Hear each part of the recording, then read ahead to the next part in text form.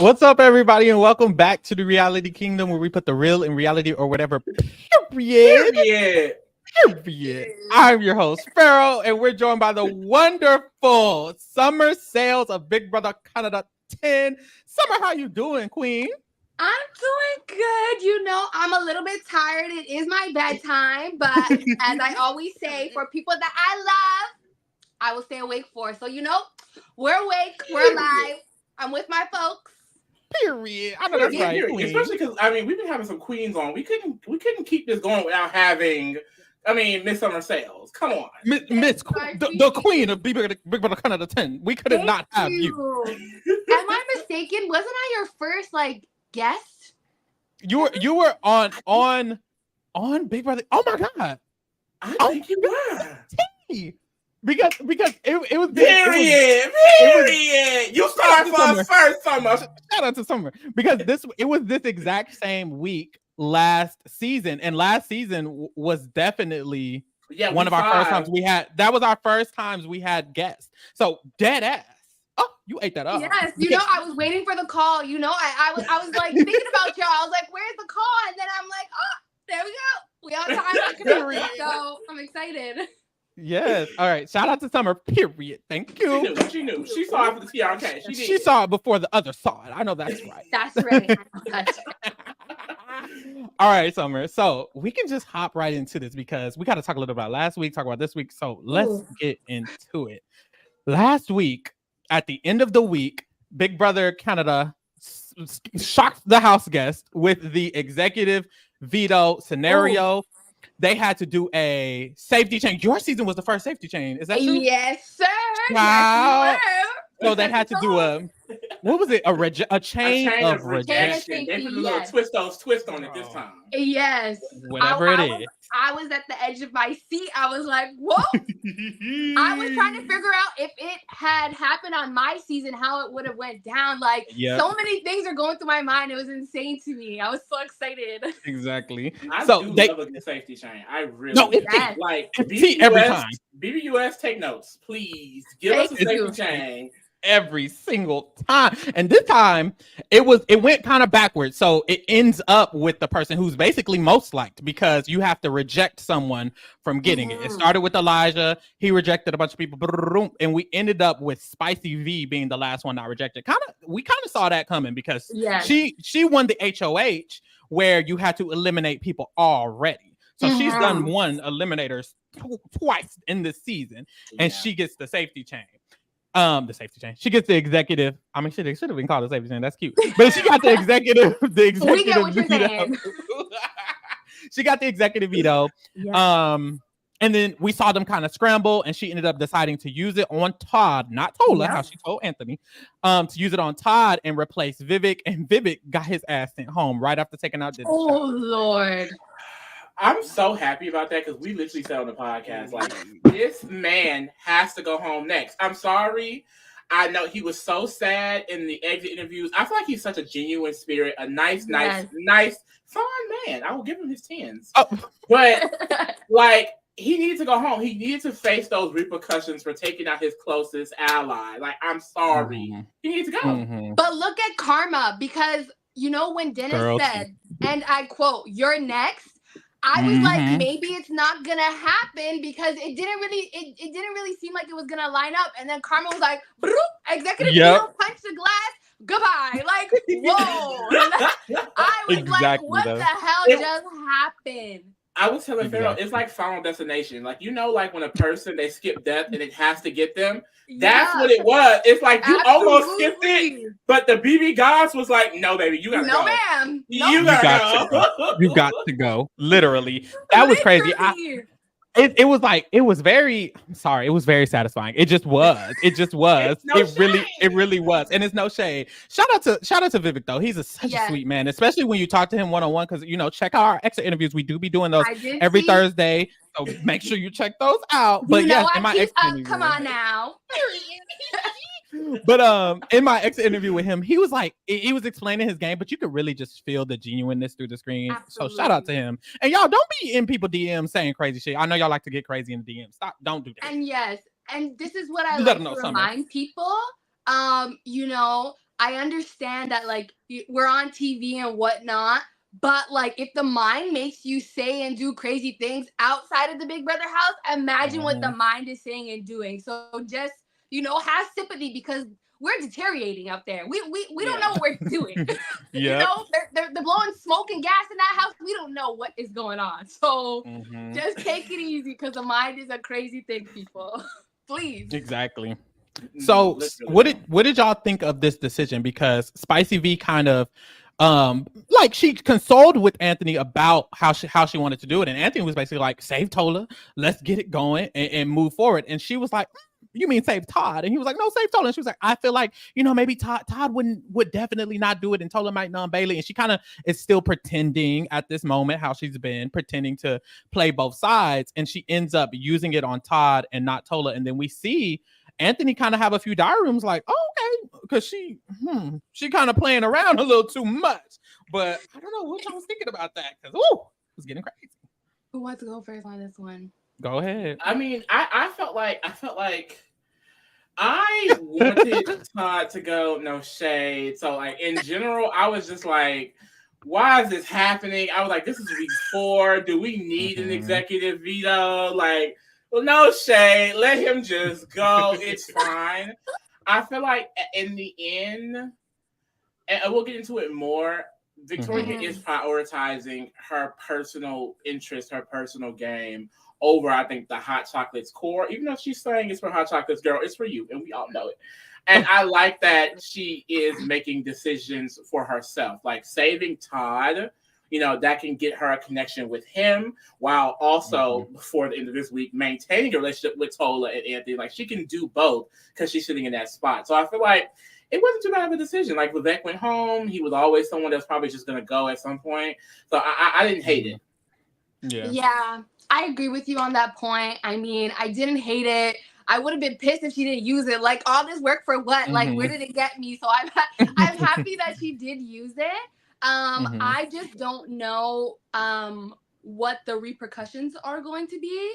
That's like the hard part about Big Brother. You think that you made a decision and it's a good one, but you don't know what's gonna happen maybe like a couple of days down the road. So I'm just praying that this one move didn't cause like a rift in her journey to the end. And I don't know if she does need Anthony. Like, obviously she does, but at the same time, like, for how long? So maybe this was supposed to happen. I don't know. But long story short, I'm happy that she used the damn thing. And she didn't. And she is, like you said, Lee, like, she's showing that she's playing for herself. And that's what is most important to me. Like, she's not Miss Spicy V that you can walk around with. It's like, she cannot be controlled, and she showed us. So she did her thing. She did her thing.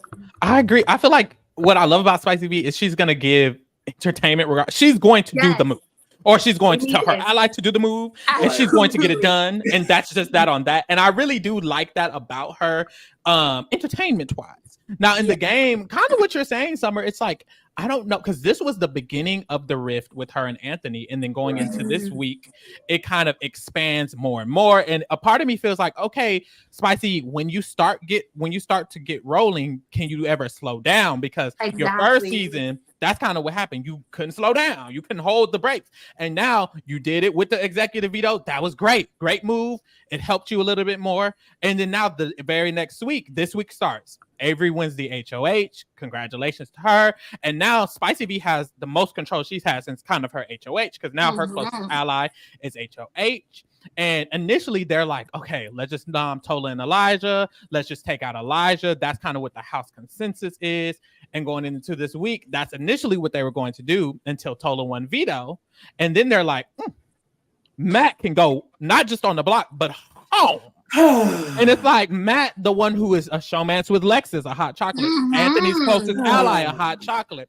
Matt, who was in this director's thing, he was very ingratiated with specifically Anthony and Lexus, and Spicy V and Kayla and Avery ended up deciding that he needs to get backdoored this week. And it's like, okay, that's almost a direct hit at Anthony and them. You were doing it. It was good at first. Take out Vivek. It's very fly specific, under the radar, and now she's like, fuck the above the radar. Let me take his ass. Matt gotta go. They damn near was gonna nom Anthony. Hold on. I know. And I mean, like, there wasn't any like digital daily or even in the episode of her disclosing that information to Anthony. So it's like, how close are they? I know that, of course, you got the alumni thing, and it might be like, you know, you do your thing, I'll do my thing. We're still going to be dogs at the end.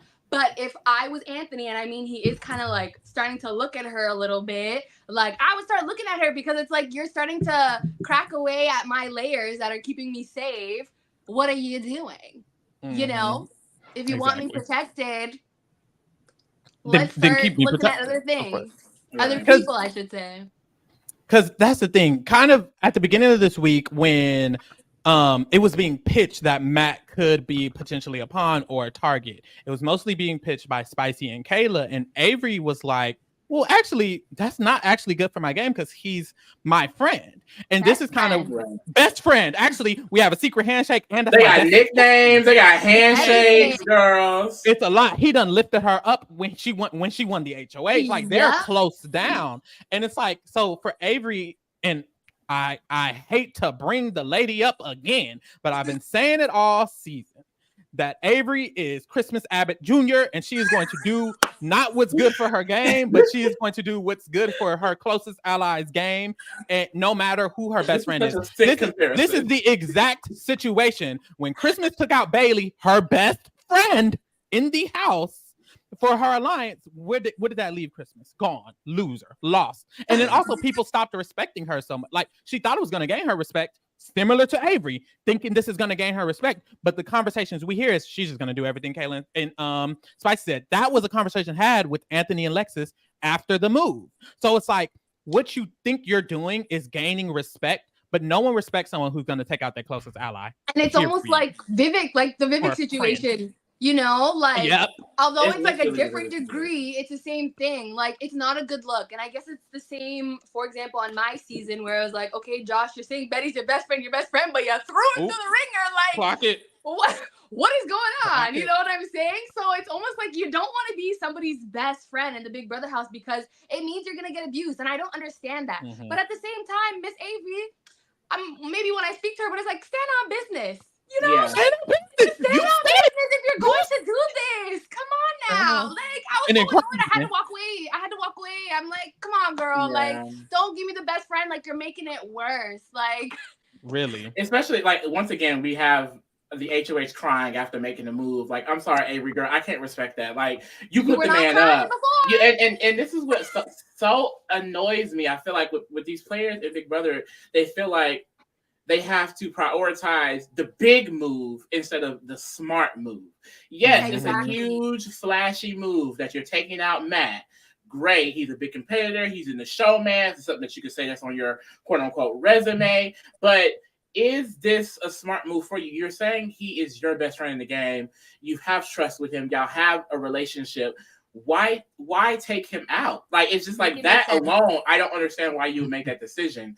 And just in general, I am conflicted, you know, by the move with the big three, aka Victoria, Kayla, and Avery, only because I feel like there are sides in the game currently, but these sides, they kind of formed mainly because the three wanted them to form. Like, I don't think the hot chocolate strategy was the cookout strategy in the way of, oh, we all have our person and we're going to target each one of them. I think that's the natural go-to for these type of secret alliances, but it was not as structured, at least as we saw from the digital dailies. So now that they're talking about this split, it's like, where did this split even come from? Like, they're the main ones discussing it. You don't see Anthony and Lexus or Matt discussing it being a flip. And all of a sudden, like, over this last week, they're now saying it's a split. And they're saying, like, you know, Lexus and Anthony, they have Matt, they have Tola, and those people are going to come after us, and we need to be able to take out their people. And it's just like, it seems like it's a lot of paranoia in that. I feel like the smart thing about the move is that, okay, you want to isolate Anthony, you want to isolate Kayla because they have people that may target you over them if they get to top 5, top 6 with the hot chocolates. But what you're doing now is trying to decimate an entire side minus 2 hot chocolates, and then keep Bayleigh, keep Todd, and hope that a HOH can be won to take them 2 out. It's like, I feel like it's kind of dangerous to bring a player like Todd and Bayleigh to the end, because these are people who have a relationship with each other. Like a big part of the cookout strategy is their quote unquote pawns didn't associate with each other. They were not working together. They worked against each other. Every time someone that was not in the cookout won, they targeted a non-cookout member. You now have people working together in the same group. Bayleigh, Goose, Todd does not necessarily want to target each other. So I just think my fear is you take out Matthew. They want to target Tola next. Okay, let's say Todd didn't win that next HOH. Todd is going to have to target Anthony and Lexus. He's not going to put up Goose. And I just feel like, I don't know if they're thinking on that level. And I fear, are you not thinking about that because this is more of an emotional move? Do you just feel like, okay, they're not prioritizing you, so you have to make sure you get them before they get you? When in reality, I don't believe Lexus is definitely not playing that type of game, but I don't believe Anthony was playing with them in that way. I think Anthony, from at least what we could see, was loyal to the hot chocolates.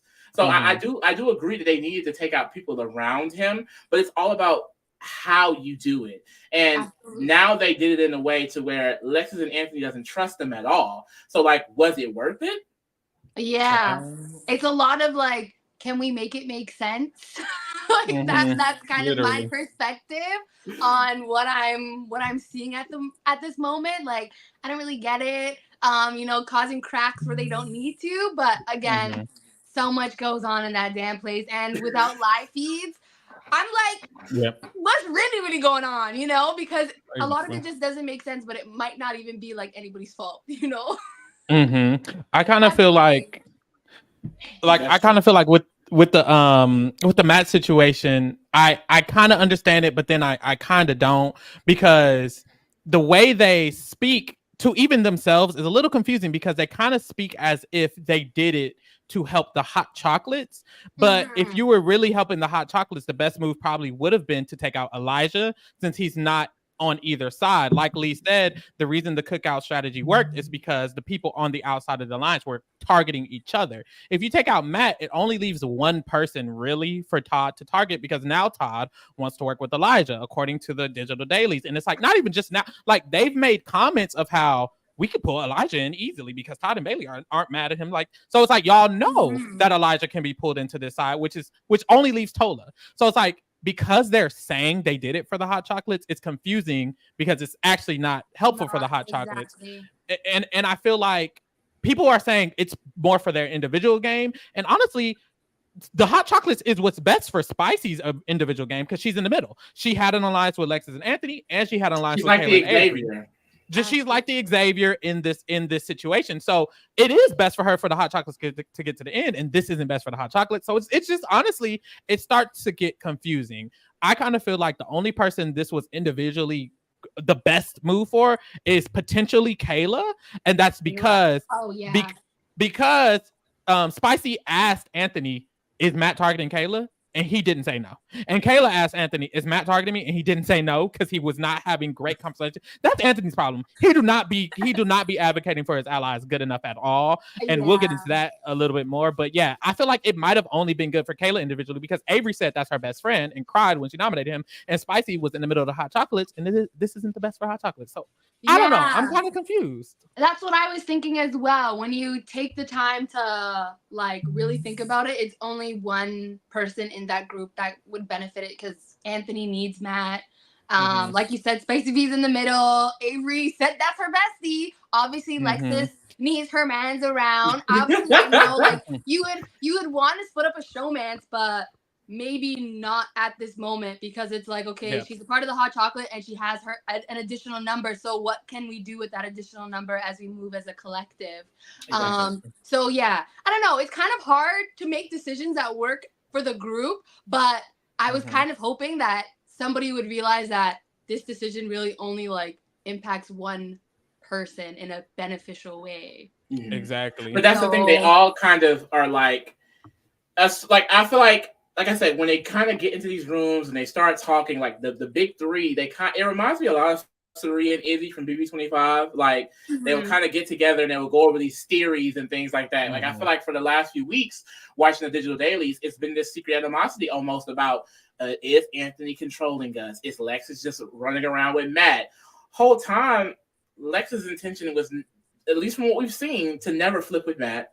She's always been loyal to the girls. Even in the safety chain of rejection, she chose to take out Matt over the girls. And then Anthony, like, I do think that Anthony's a very savvy player. And like I said, I agree with the fact that he does not need to be in the end game with Tola, Matt, and Proxy Lexi. I agree with that. But it all comes down on what is reality. And in reality, like, Anthony was not making any moves to go against them in that manner. So I feel like they're acting on something that isn't necessarily true. And basically how you said it too, is really about the timing of it. I feel like this isn't the right time. Like, it's sort of like how, like, last week, like, well, the week before last, the reason why Dennis went home is because the girls were so adamant about protecting Bayleigh. Anthony didn't want Tola to go, so they did a compromise, and Dennis went home. I feel like Vivek going is almost kind of that same compromise. Yeah, I feel like Goose should have been the person to leave this week. That way you have two sides actually going at each other. Both pawns on each side need people to go after. So if Matt and Tola are in the game, Bayleigh and Todd have to worry about them, and vice versa. And I just feel like by keeping the sides uneven, it's just like Lexus and Anthony could easily get cut. That's what Bayleigh and Todd are planning to do. And I feel like on top of all of this, it's just like they're losing two close allies in the process. If Lexus and Anthony fully flip and the hot chocolates are no longer a core, you guys are going at it, and then people like Goose, Bayleigh, and Todd, they're in endgame. Me and Pharaoh was talking earlier. There's a possibility. There's a possibility that the three girls end up in top 6 or 7 with Todd, Bayleigh, and Goose. If Todd wins top 6 HOH, he's not targeting Bayleigh or Goose. He's targeting the three trio of girls that everyone knows has been working together since the beginning of the game. I just like it's exposing them more than securing them, especially for Spicy, because in the most recent digital daily, you now have Anthony no longer protecting her. He went from telling Tola and Matt, yeah, you're good with Spicy, to she cannot be trusted. She has to go.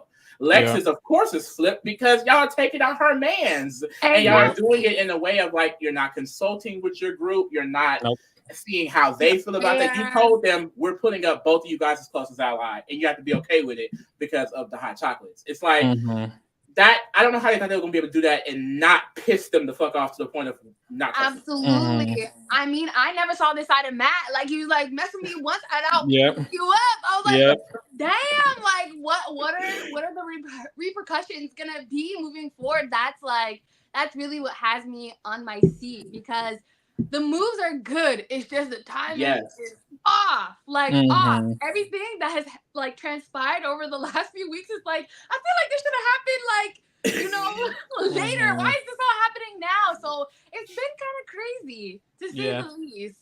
It has.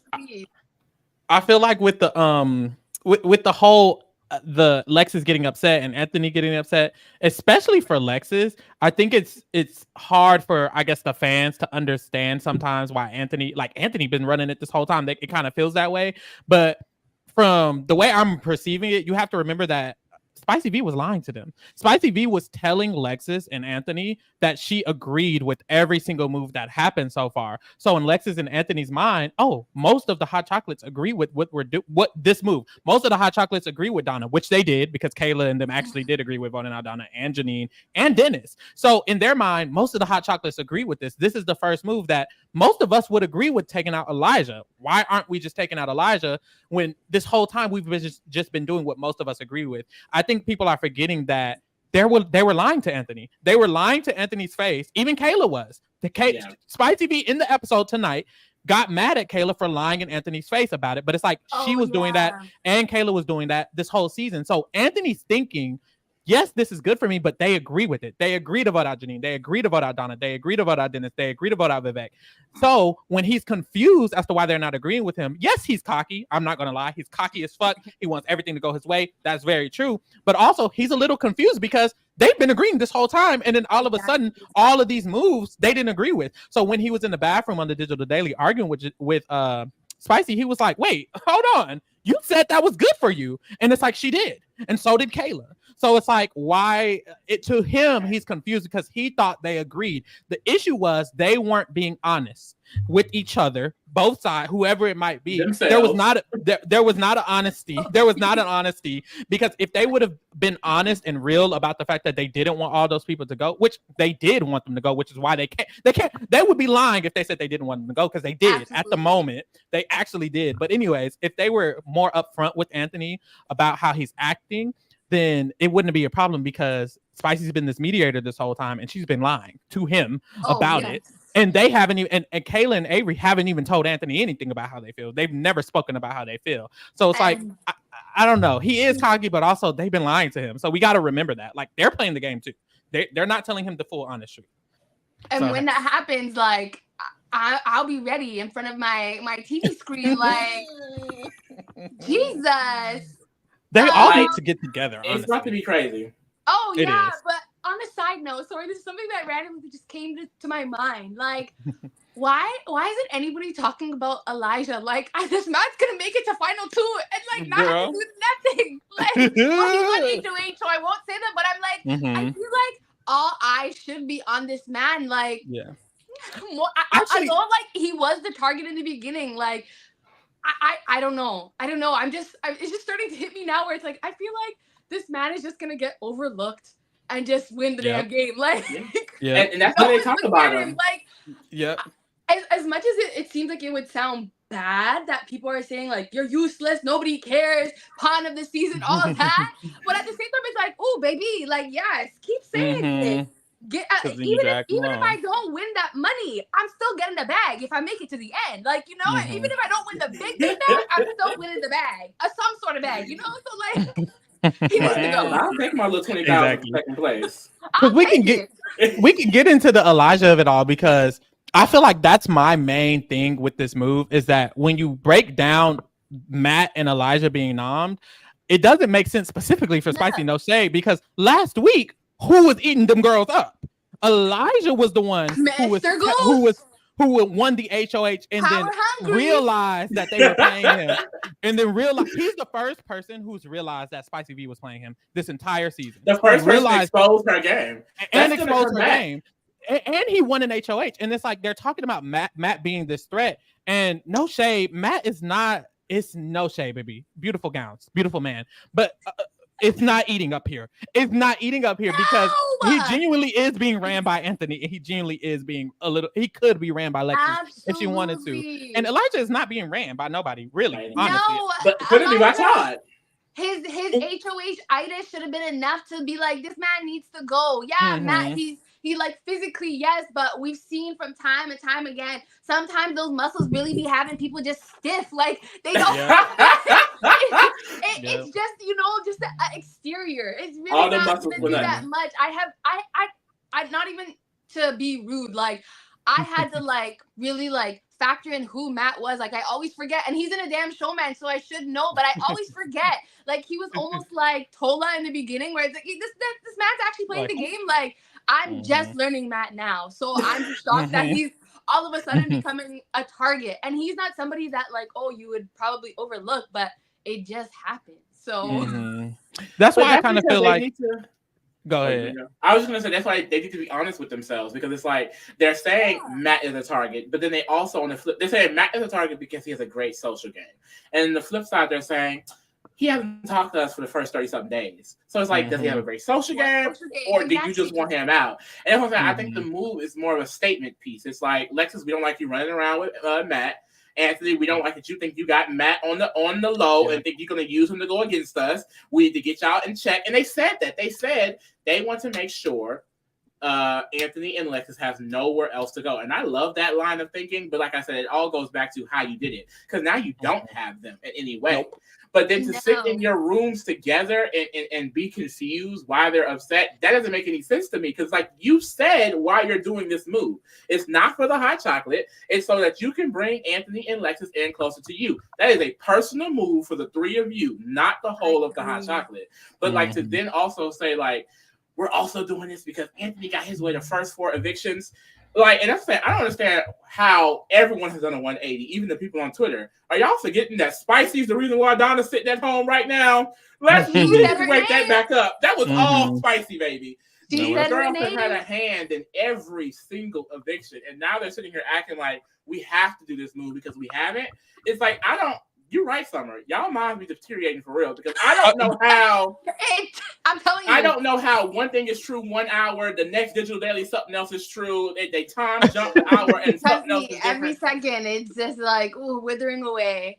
And for me, I just want them to own it almost. Like, I hate that, like, Avery's doing this whole, I'm looking at this as a game and I'm not thinking personal. Like just own the move. Just own the move. What is it? The move. You want to damage Lexus and Anthony. And it's no shade. It's a strong, powerful move. And if done correctly, it would have worked. The issue is you tried to sun Anthony.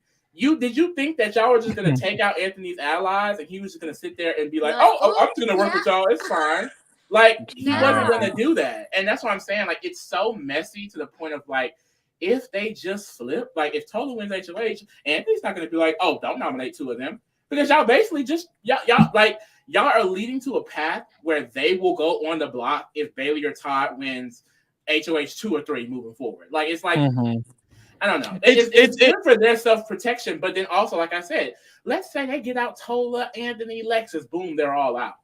Y'all would have to then beat this 3-person group that will put up both of y'all and will not take either one of y'all to final 2. Like someone said in the chat earlier, this is best for Bayleigh, and it is.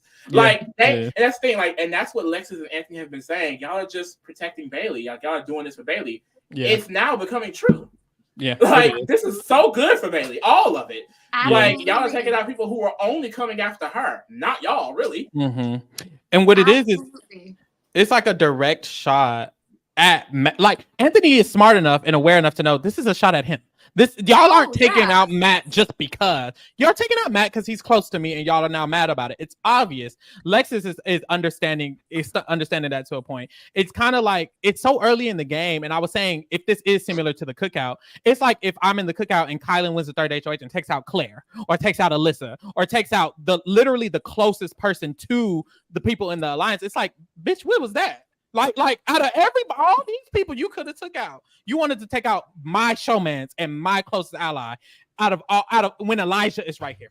Baby, and you don't even like Elijah. You don't even like Elijah, but you took out Matt instead. It doesn't make sense. And you just look unstable. You look unstable too. You know, it's like you're talking all this big nonsense towards Elijah, and then now it's like, I don't know what to do to her. Like, you know, like perception is literally everything in that house. So it's like if you're going to do something, you must stand on business.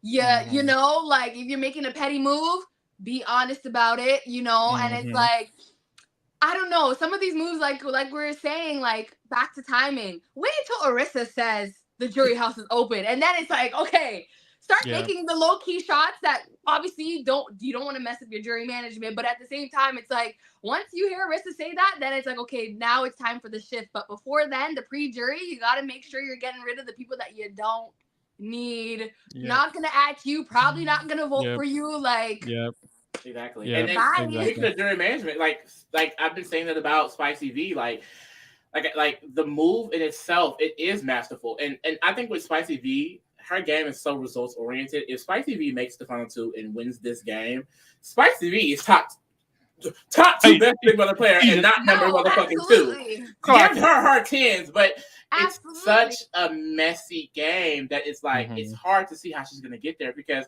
similar to the Donna week, when she took out Donna was done with Spicy. I do not think Donna would have voted Spicy to win at all. No. And now this move here, Matt wouldn't vote Spicy or any of those 3 girls. Lexus and Anthony, they're pressed. Vivek said like, he wouldn't vote Spicy in an extra interview. And it's like my thing is, so how can I assume that when you have to target Bayleigh and Todd at some point, that it's not going to be in a way that makes them pissed at you too? Pharaoh said something on the phone earlier. The good thing also about keeping that other side intact is that someone has to target Todd and Bayleigh, the people that y'all have been protecting and claiming you're working with for weeks at this point. So now, who's going to get out Todd and Bayleigh if Tola, Matt all go home in a row?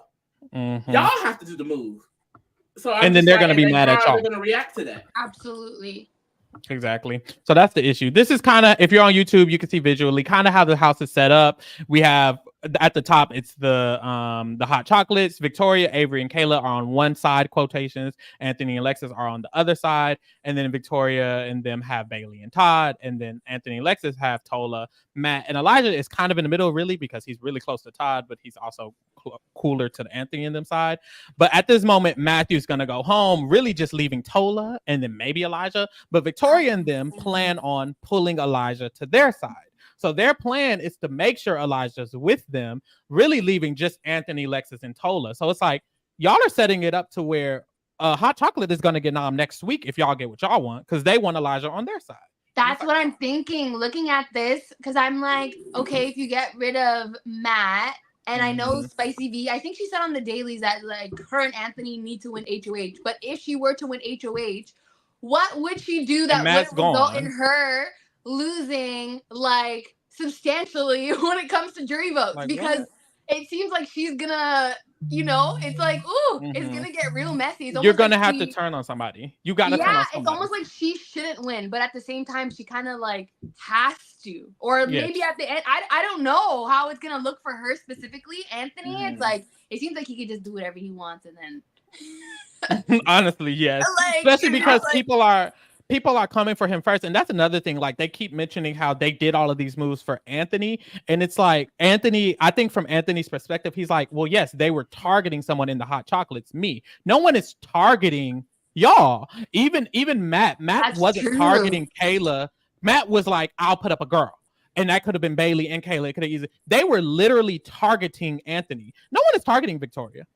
No one is targeting Avery. True. Maybe Kayla. But even that's why I said the only person that's good for it is Kayla. But honestly, Matt would have just been convinced they're not voting out Kayla. It's not true. Like it's kind of a fake target. It's just fake. It's like with the cookout, there were a lot of times where Claire and DX were like, we're going to target Xavier. And when they won HOH, Tiffany was like, you're going to target Sarah Beth. And she did. She did not target. Like that's exactly the point of this type of strategy is you allow them to think they're going to target someone, and then when they win HOH, you don't make them do it. You just make them do something else. If you can control them. And my main thing was who is controlling Elijah and Todd other than Bayleigh?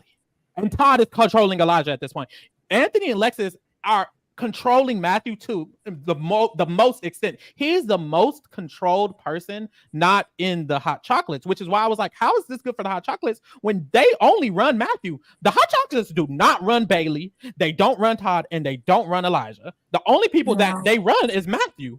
Really? So I don't know why you would take out the one person y'all actually have control over. It is very possible for Bayleigh to win HOH and be like, honestly, I'm just going to do Anthony and Lexus. Why would I do Elijah?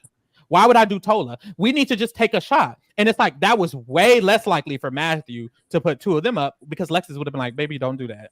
And she would have gave him a massage like she's been doing. Like, come on. They definitely just, and they very much just like I said, manifested this flip. Like they have been talking about the Matt and Lexus not being a part of it. Can we really trust them? And it's like, it's different if like Lexus and Matt, these are people who were like purposely not feeding them information. They felt like it was okay. Like I know, like Spicy had very distinct conversations with them saying like, "Oh, I don't need this constant reassurance. It's fine." And it was always, "Well, Kayla and Avery feel like this. Kayla and Avery think this. I don't really agree." And so, like Pharaoh said earlier, like it gave this inkling that, well, we're all down. It's just Kayla and Avery being extra. When really it was all three of them. And now we see this week, you know, Spicy's kind of done with that act, and she's fully just be like, "Well, we all want this to happen." But like I said, I'm very curious, like, how is Anthony gonna get out of this? Is the hot chocolates gonna stick together? Like, honestly, I'm nervous because personally, like my personal level, I would definitely love all the hot chocolates to get to the end. And like, even if this is a personal thing, like they don't make it, like Victoria, Kayla, and Avery, y'all gonna do this? Y'all need to get to the end. Like, don't y'all better win. Game. Like, if Todd ends up getting the top 6 with y'all and he win HOH and he can get to final 2 because y'all being stupid. I'm gonna laugh. I'm gonna laugh in y'all face. Could you imagine? Oh my y'all God, better the win. man who doesn't even know to stand up for a nomination ceremony gets to the end. Like, what is life? I would hate that. But it's kind of like I feel like this a lot of the time. It's like with Josh, no shade. Don't target Summer and Betty and then not win, baby. You better win. and it lost. I gotta can't. stand on business, baby. Gotta stand on business. You can't not win after doing that. But y'all, that's why I say it's very results oriented. It depends on who wins these competitions. It depends on who they choose to target. But right now, like I said, if they were trying to go to the end with Bayleigh and Todd, oh, this is great. Y'all are eating this the fuck up. But you can't still say, we want the hot chocolates. We plan to go on Tola. We plan to go get this person out, and then still work with Lexus and Avery, Lexus and Anthony. Like, it's just, that's not going to work as simply as you think it is. No, yeah. With every action, there's a reaction, and it has to be, worth it if you're going to make certain moves. So. All right, y'all. Let's get into these ratings. Summer, I feel like I have to keep them low because I'm on the reality cake tub. Period. Because last time what happened? You was doing high ratings last time? No, I was doing too high because I was like, I keep up with y'all. One of the few podcasters that I keep up with. And I'm like, y'all really give people low marks.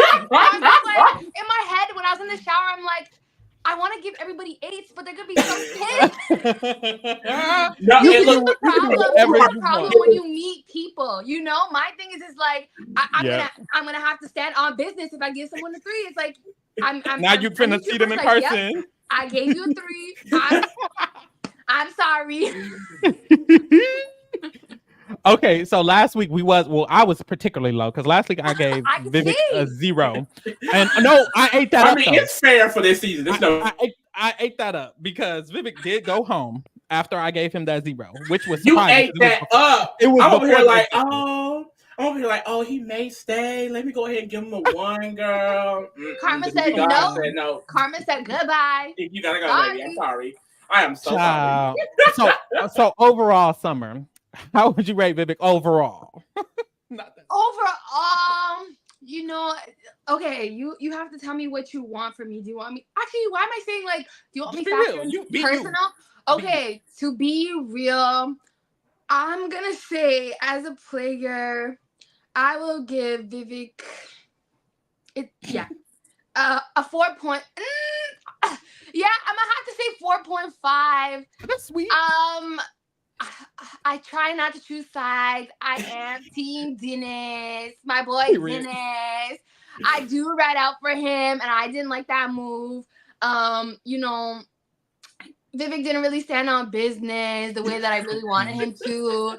And then it's just like karma really bit you, like really, really, really, really, really bit you. So yeah, I will do 4.5. Okay. That's from the heart, Summer. If you feel like you want to give a high score, you give a high score. You do what you want to do. You need to do. Don't judge me. We won't. I live for the guests when they give high score because it's like y'all come from a perspective of like y'all been in there, y'all just meet some of these people, and I understand how like from your perspective it's different because me and Pharaoh ain't never played, child. We don't know what we're talking about for real at all. So it's like you got the real insight. Yeah, no, just for me, like I said, like when Vivek did put up Dennis, it triggered something in me. So I'm just like, I'm just mad all over again, So done gave you flashbacks. That might be the reason for the low score. I will say that. It's not that low. Don't worry. Okay, yeah, Mr. 0, 1.5. Next. That's what I'm saying. Like they need some generosity. They do. Because it's okay. Low. So I will say, she done got too excited. Oh, she back. You back, queen. Okay, I'm scared. Do I need to charge my phone? Let me see. Okay. Oh, let me see. You good? I think I'm good. Boom. Okay. So I wanted to come into this and give Vivek a 0, but I'm not going to do that because this might be a hot ass take, but honestly, I actually could see a world if there was not an all-star cast that there wouldn't be someone capable of convincing Vivek to do the craziest thing in the world. Like, yes, he did a very dumb move, but you also have to think about, well, I don't know what you got to do, but I like to think about who caused them to do that.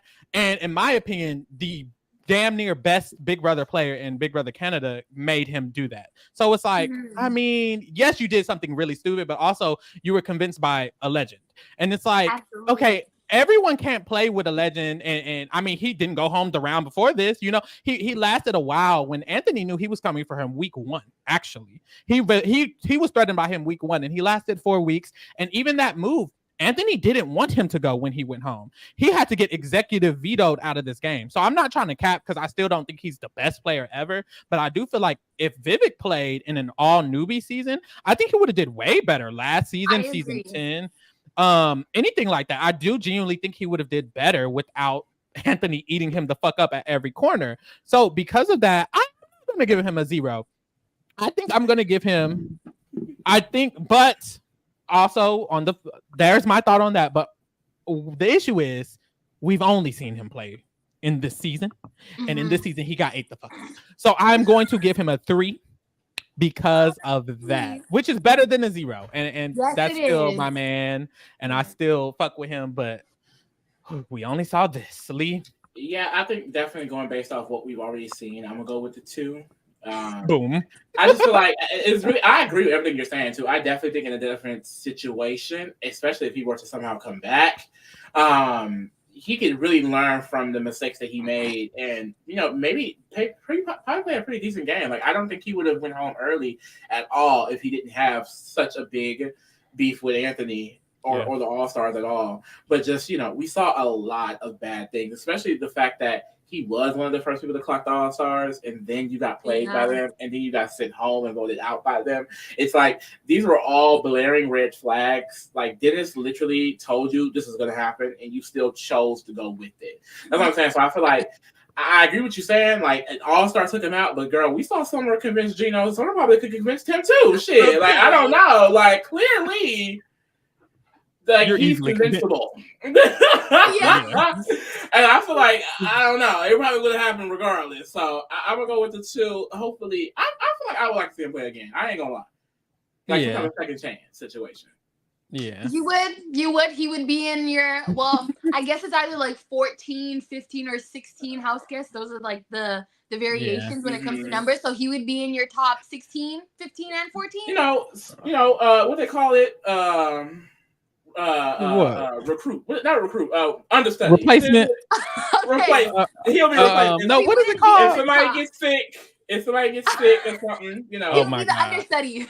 Yeah. What is it actually called? What are they called? Is it recruit? No.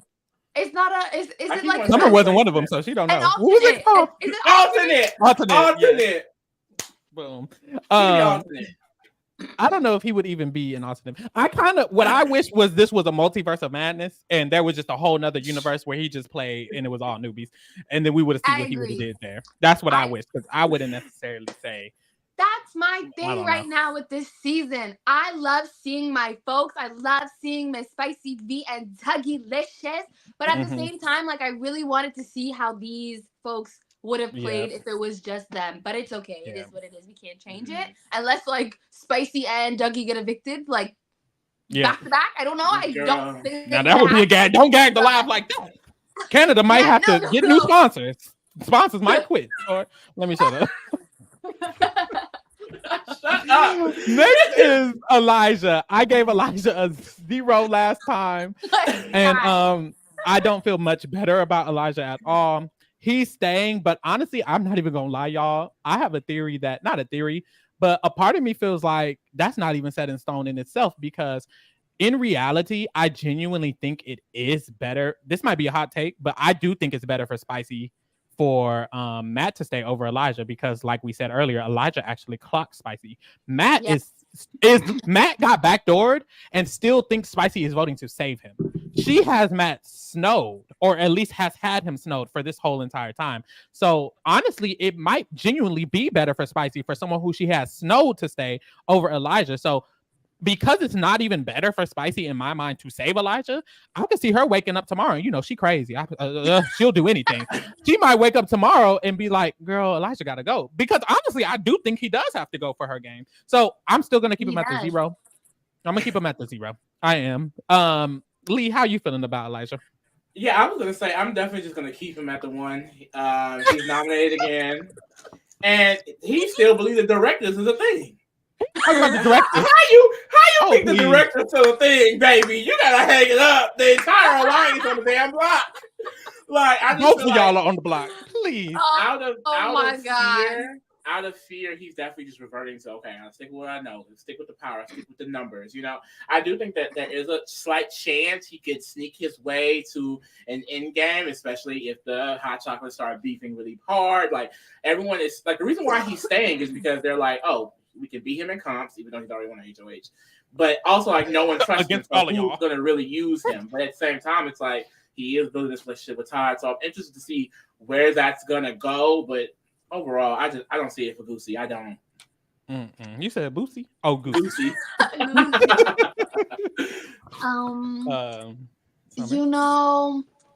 Apart from like outside of the game, I guess I do love me some Goose. Like I just love these characters. He's a character. Yes. That laugh is crazy. I don't know what that sound is. Like I don't want anyone to think that I'm not Team Goose because I love him. He's a character, but at the same time, it's like you HOH-itis galore.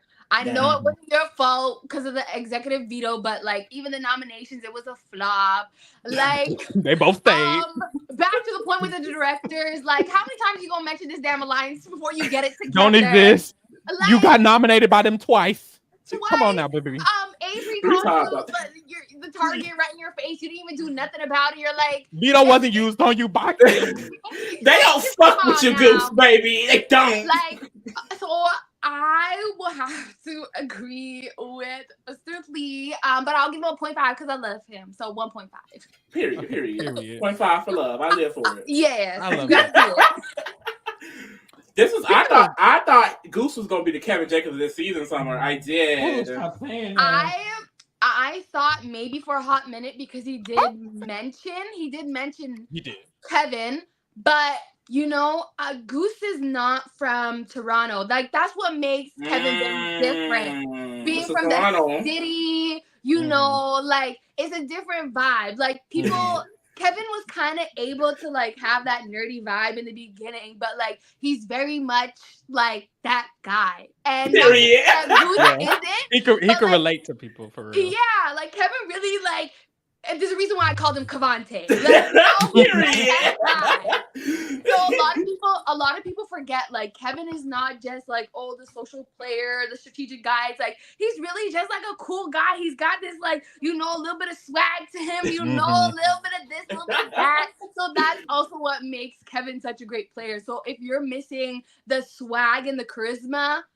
You'll never be Kevin Jacobs. There'll never be another Kevin Jacobs. Let's just say that. Period.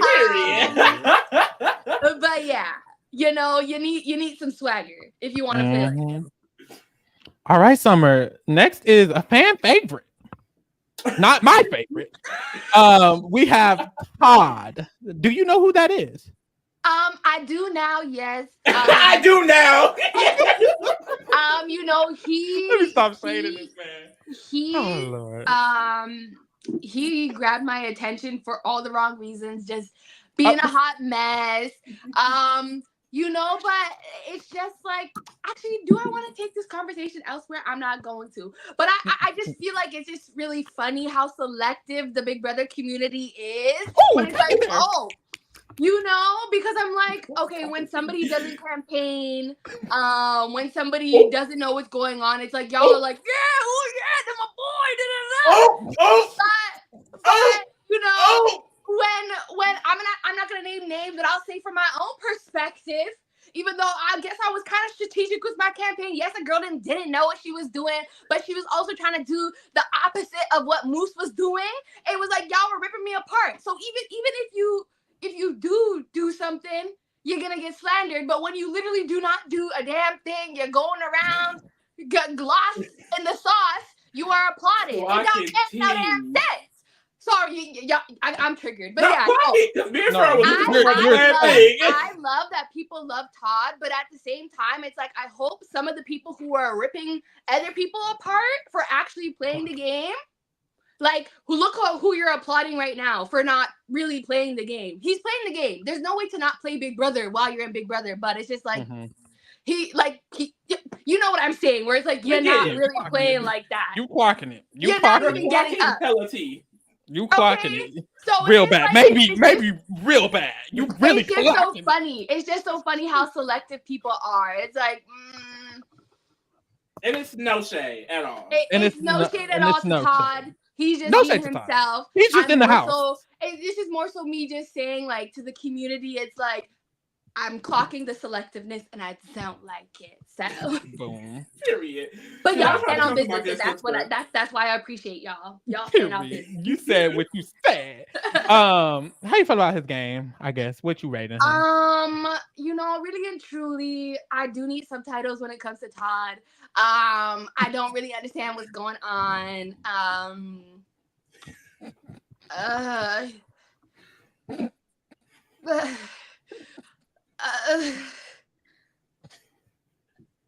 And did he say that this is all strategy, like him being lost in the sauce, like not being on the damn thing? He pretended to play dumb.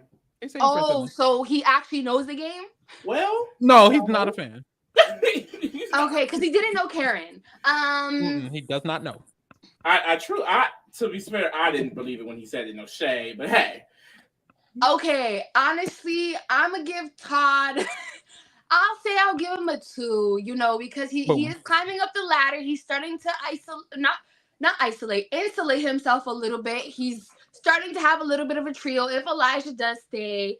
But I'm just gonna need to actually see for a fact that this whole playing it dumb, don't know Big Brother, don't know who Arissa Cox is, don't know this, that, and the third nominations, blah, blah, blah, blah. I need to actually see that was a lie. Now is the time to kick it into gear.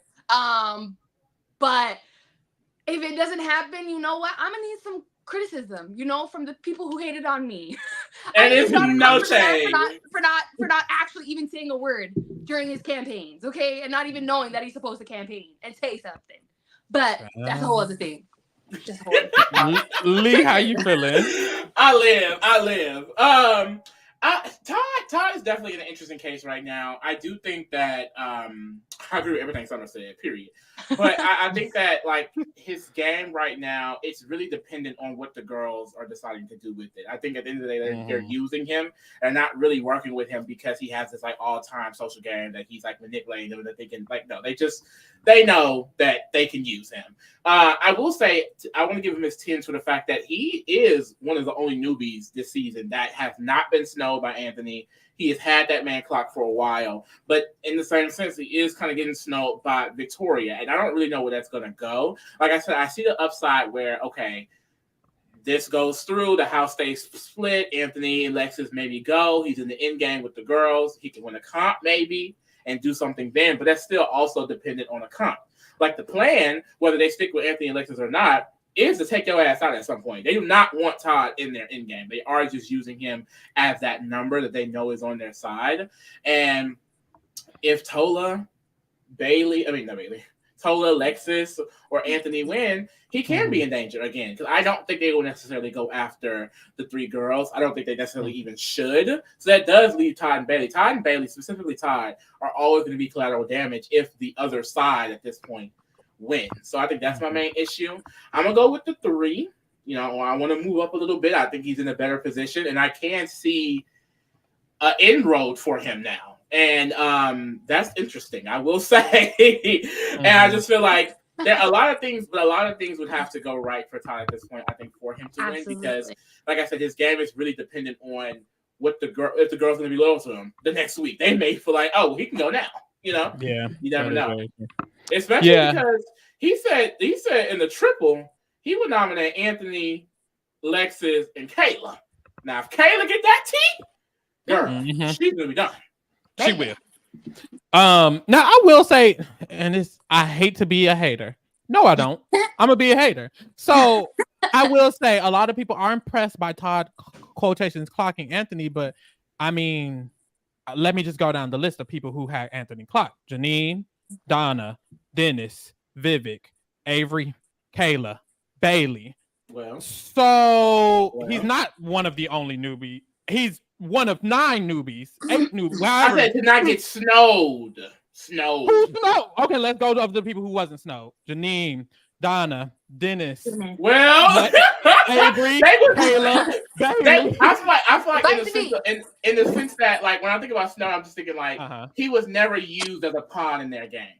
Basically, okay, boom. He's always kind of been to himself. I'll give you that because he wasn't doing it. Yeah. No, let me get off of it. But no, I do. I'm not just saying because Lee said it. I've been seeing it on Twitter and stuff. Like people were happy that he wasn't. And I said this last episode. I said this last recap. The reason Todd wasn't snow by Anthony is because Anthony didn't care to snow Todd. And it's no shade. I'm not trying to take all of Todd's credibility away, but I also am at the same time because genuinely Anthony didn't try to snow Todd. He didn't. Never has this whole game, actually. But anyways, other than that, I do feel like when it comes to the game, I love that Todd is talking about using Elijah. He says, if Elijah stays, I want Elijah to think we're the reason he stayed, Bayleigh. And Bayleigh was like, good, shut up. And he told Elijah that too. He said, Elijah, if you stay this week, you with me. You with me. And Elijah agreed to it in that conversation. And I really do feel Elijah and Todd have been creating this bond. And Todd has been bringing Elijah in under his wing a little bit. Like, if anyone has control of Elijah, it's probably Todd, which is another reason why I don't know why Victoria and them want to save Elijah. It's no shade, but it's not making sense. So I like that part of Todd's game. The issue is, like Lee said, like the girls are the ones in power. And they are just using him at the end of the day. And as soon as they get a whiff of the fact that he's doing anything good, he could easily go. And I feel like he will go. And he's also the most in danger of this other side. Like if they do, if Avery can't play next week, HOH. So it's really just 4 versus 3 kind of. It's not that big of a difference in the numbers when it comes to the HOH comp since Avery can't play. So if the 3 just win, Todd's probably going home. It's probably not even a question. Like it'll probably be Todd and Bayleigh. Todd's going home. So he could go home next week, no matter how good those other qualities might be. And they're not that good, no shade. So I'm just giving the 3 as well. Period. Next is Tola. Lee, how you feeling about Tola? Tola, I feel like he's in the same spot as Todd. It's just the issue is he doesn't have as many numbers on his side, and he's also like I think there takes some savviness for Todd to say, "Let me use you, Elijah."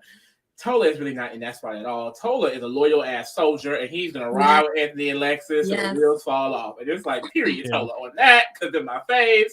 But like, exactly, Tola has never really had a game in this game. Like he's never really been part of a real alliance. No one really trusts him with any real information. Like Anthony is mainly just using him. I think that he is gonna really work with him now because he kind of needs to. But like, it's almost to his detriment at this point. And same with Todd. Like, if this side gets targeted, he's going home. I mean, if he didn't win veto this week, he probably would have went home over Matt. Done. Yeah. So I am gonna go with the 2 on that. I think that, like, unlike Todd, like I don't think Tola really even have a chance if they can start winning these competitions. I think that he may be out. And I also think that's too, like, talking about the overall game. I remember saying pre season, like, when you look at these women on this cast, like it's very obvious that it's like, okay, everyone knows Anthony. He's with this all guys alliance. He kind of worked with men to get to the end.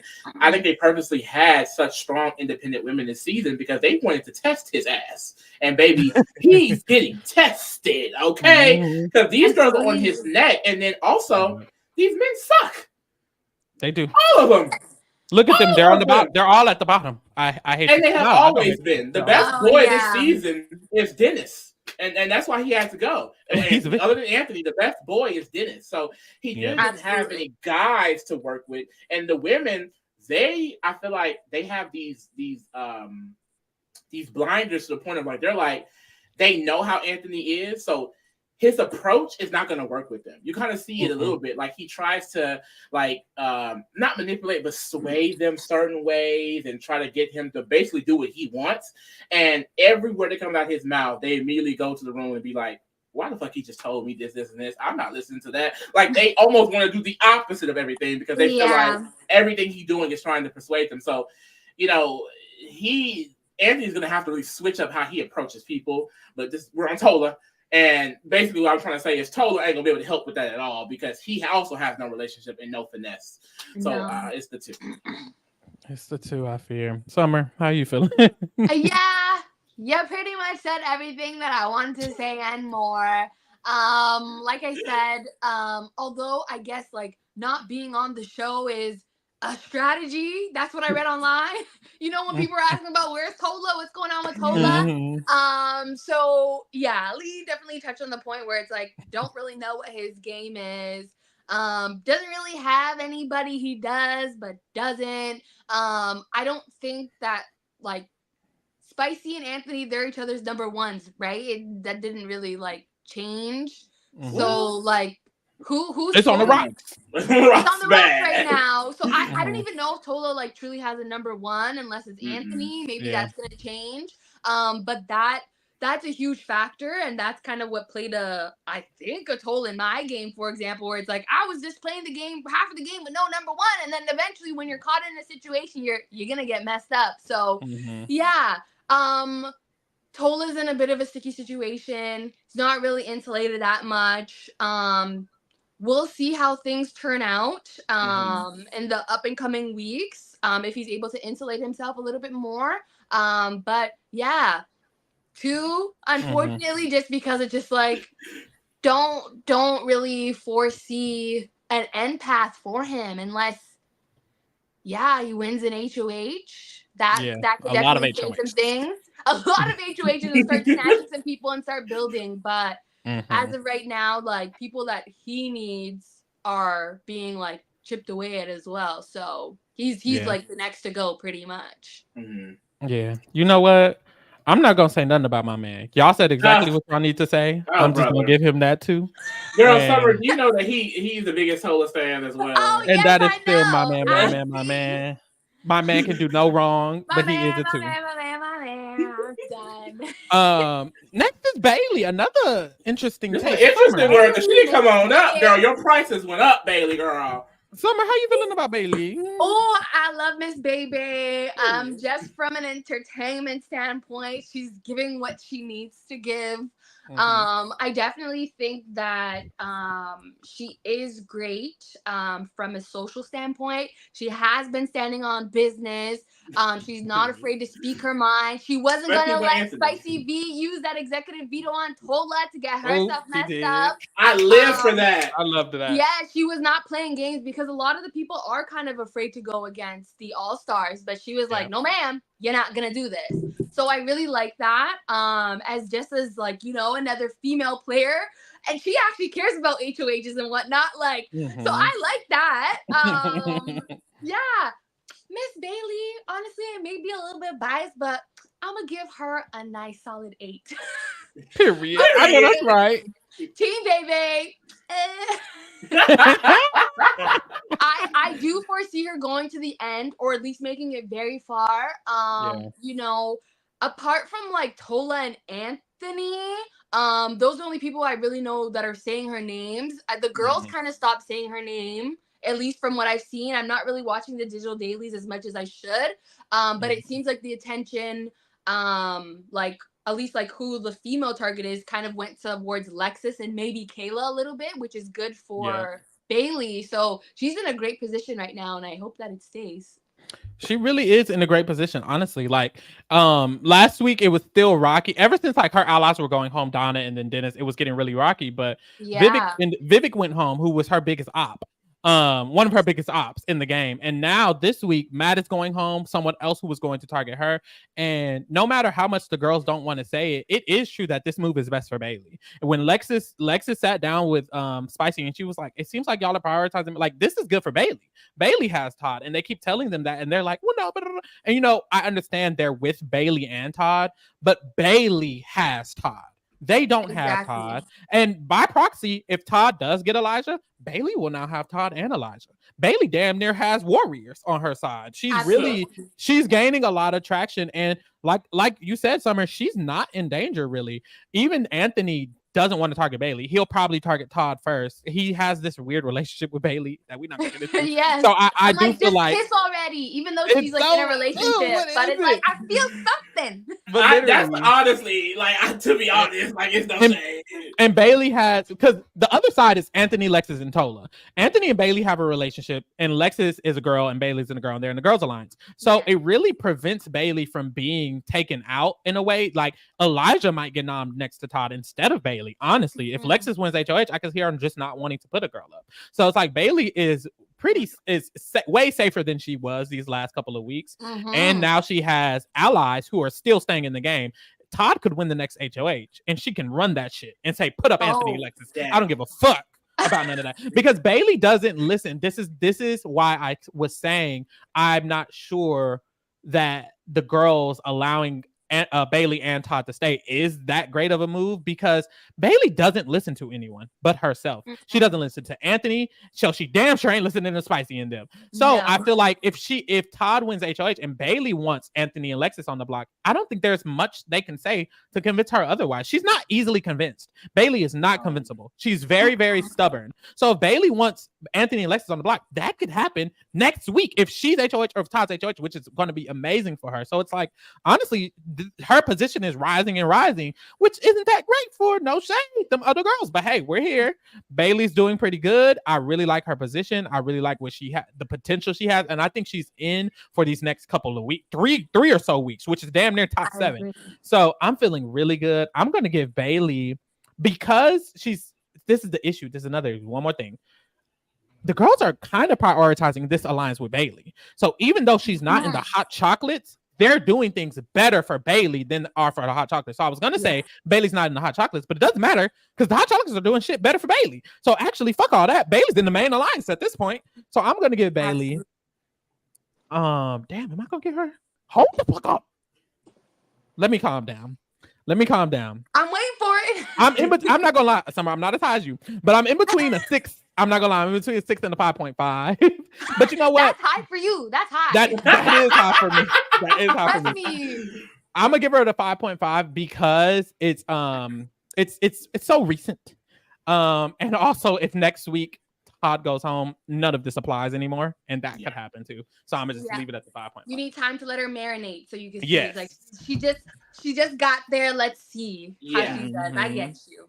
Lee, no, literally, I was gonna say the exact same thing. I think I'm gonna go with the 5 with Bayleigh, and it's mainly because the position is so new. Like, I'm seeing a lot of pass for her. Like how I said earlier, if they get top 6 with Todd and Goose, like Todd wins. She's the one that's getting prioritized there. She's the one that has the best pass to the end game to even win it. Bayleigh could win this fucking season now, like literally. Yep. Or like, for example, like if they just win the next few HOHs, like if they're able to basically make this the main alliance based off comp wins or whatever have you, Bayleigh is in a great chance to win. I think my main issue is kind of similar to Todd. If the hot chocolates do get back linked up, which Lexus, even after the situation with Matt getting put up, she's thinking that hot chocolates is still a thing. Anthony is as well, even though he's starting to like distance himself from Victoria. I don't see them fully letting go of the hot chocolates, and Avery and Kayla still seem to be down with it. I don't really know what Spicy's thinking, honestly, and child doesn't matter.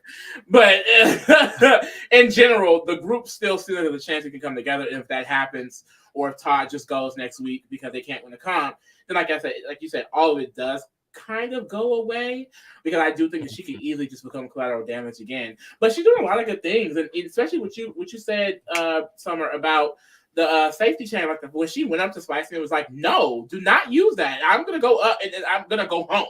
Like, think about this. Like, and that I don't think that like made Victoria change her mind, but that we saw on TV that kind of led to the chain reaction of her ended up using it on Todd. So I just feel like a lot of this, like Bayleigh being brought in, Todd now being prioritized through Bayleigh, it's a lot of Bayleigh's work. Bayleigh being so on them about, I trust y'all. Like, why are you not working with me? Like, I thought it was a detriment to her game, but it ended up being a good thing for her. And if she's able to kind of keep this going, like her main goal moving forward should definitely be Anthony or Lexus need to go. It doesn't even need to be Tola. It needs to be Anthony and Lexus. If she's able to make that happen and completely break the hot chocolates, child, like I said, Bayleigh could win this game. That'd be crazy. It's very possible, and I would gag. But honestly, I'm living for her turnaround. Period. Adrian, I totally forgot about the hot chocolates. Ask me how did I do that. So honestly, factoring in the hot chocolates, I do have to change my score for Bayleigh to a 7. Just because I'm like, okay, yeah, she got a little bit of the chocolate association, but it's like, you know, you're not in the barrel, you're not in the cup, so that might play a factor depending on how things go. Because what I noticed a lot is so funny too is that like they'll be in the room, the three girls, Spicy, Avery, and Kayla. They'll be like, yeah, like this is a good move because we're doing this for the hot chocolates. Like the two sides are on two different sides, so it works for the hot chocolates. And then Bayleigh will come in, and Bayleigh will be like, yeah, it works for the girls because we're on two different sides of the house. So and it's like she's saying the exact same thing they're saying, but not because she's in hot chocolates. Yeah, it's funny. Shout out to Adrian. Adrian says about Bayleigh, although I wasn't a fan of how she handled the situation with Kayla during her and V's beef, and I do want to comment on that because in the episode on the Digital Daily, when Victoria, let's just talk about the situation because it was fucking weird to me. Anyways, Kayla was telling Victoria how Kayla made Matt the renom. Let's be clear. Kayla wanted Matt to be the renom. She was the main one who pushed it. She pushed it to Avery and she pushed it to Spicy. After that, they all talked together with Anthony in the room and all of the hot chocolates. And in the room, and Kayla was like, look, Avery said she didn't want to put him up because that's her friend. So, Anthony, you and Lexus need to make sure that he's not targeting me, period. When they left, Spicy V was mad and huffing and puffing because she was like, why she didn't just say she wanted to be not? So she was upset in the room with Bayleigh and them. And Kayla comes in, and when Kayla comes in, Kayla's like, look, oh, Kayla doesn't know what's going on. She's skipping. And Spicy's angry. And she's like, I don't like how you handle that. And Kayla's getting mad. Spicy's getting mad. They start arguing about how she handled it. I don't understand why Spicy was mad to begin with. To me, Spicy was mad because she was jealous. Because she saw that Kayla was a mother who wasn't going to get caught up in a room with Anthony. And she got jealous. But that's just me. And then Bayleigh wanted to hop in. Bayleigh, this ain't got shit to do with you. And it's no shade, Bayleigh. Shout out to Bayleigh. But also, Bayleigh, you don't even know what's going on. Because you're trying to comment, and then when it's on video, there was a whole alliance, a chat that they're referencing, and you're talking about nothing that they talk about. You don't even know what they talk about. Absolutely. That's the only other thing about Miss Bayleigh is that, like, you know, stand on business, but then also, you know when to mind your business and just right. Because sometimes she involves herself in stuff where it's about her. You don't need to say anything. Kayla was finna leave the room, and Bayleigh like started popping off, and Kayla was like, "Why I can't just leave the room?" And then Bayleigh was like, "I'm not mad at you. I'm not mad." And Kayla was like, "Oh no, let me leave." And it's like, "What are you doing?" Bayleigh want to make everything about her, and it's no shade, love her. She's still cool or whatever. It's a great personality, love her. But like everything not about you, and it's no shade. Next is Matthew though. I've been giving Matthew 5 all season. He's been getting 5s all season, and honestly, according to Avery, he was her best friend, and she should have never nominated him. So in a way, maybe he did. But honestly, I feel like this week we keep hearing a lot that he's a great social game, but we also hear he wasn't talking to nobody all fucking season. I know he wasn't talking to people all season. There were a few strategy conversations with Spicy V. And of course, he mostly talked strategy to Anthony, but he was not doing what he needed to do strategically. I was giving him a 5 based on position and socially, and I genuinely think his position was still 5 worthy because it technically doesn't make sense for Avery to take him out because she said that's her best friend. So technically, this move doesn't make that much sense. It kind of reminds me of Bayleigh and Big Brother, not this Bayleigh. Big Brother 20 with the Christmas situation, or even Big Brother 22 or 20, because both the times it was someone who she was close with, friendship wise, and they targeted him. I don't think it was great for Avery specifically to take out Matt. So I'm kind of not as mad at him, but also you wasn't talking the game. You wasn't reassuring your allies, and you were saying Kayla's name, or at least people thought you were saying Kayla's name, and you didn't check none of that. And I don't like any of that part of it. He does have allies going to bat for him, trying to save him. And like I said, I do think there's an itty bitty chance he could stay still, but honestly, I'm not gagged. He didn't do much. He's going home. Maybe it's just going to have to be a 2. And is a 2 too high? It'll be a 2. It'll be a 2. And that might be too high. Yeah, at least he got shooters for now. Summer, how you feeling? I'm gonna have to agree with you. Give him a 2. Like the whole thing was just very confusing for me. Like you said, you know, how does he have a great social game, but then also not talking game? Like, how does that happen? Like great social game, as in like you just chill out and catch a vibe. Like I don't know, you know. Yeah, and like I don't know if somebody's gonna tell me, oh, I'm a consideration, wouldn't that like set off some alarm bells for you to start taking action, start like, pitching some other ideas, especially if this is supposed to be your best friend, like Avery was saying, this is where we stood in front of the door and locked eyes. Like, if it's really that deep, shouldn't you have some sort of like influence on Miss Avery? So yeah, apart from having a target on his back by being in a showmance, it's like, I really don't know what your game is. Just you being in a showmance, I don't foresee you going far. The only other time, well, I guess a few showmances have kind of gone far. Like, they be hitting it sometimes. They be getting far sometimes, but I think people are catching on. So yeah, he gets a 2. I would love for him to stay. Honestly, I would, but apart from like, breaking up a showmance, I don't know like what anybody would gain from evicting him, which is also like sad, as a player. Like, you're not really gaining anything from evicting you and not really gaining too much by keeping you at the same time. So it's unfortunate. I hate to say that, but that's kind of where he's positioned right now. Feeling. Yeah, and he seems kind of just like, Anthony's like minion kind of as well. So that automatically just kind of big ups to Anthony, but also like, if you're one of the minions, it's just like, I don't know. You're just one of the minions. I don't know. You don't want to be one of the Yeah. And I mean, that was basically like his main strategy coming in from the get-go. Like, I think like his very first conversation on Digital Dailies was him talking to Anthony. He was like, I got you. You got me. We're good.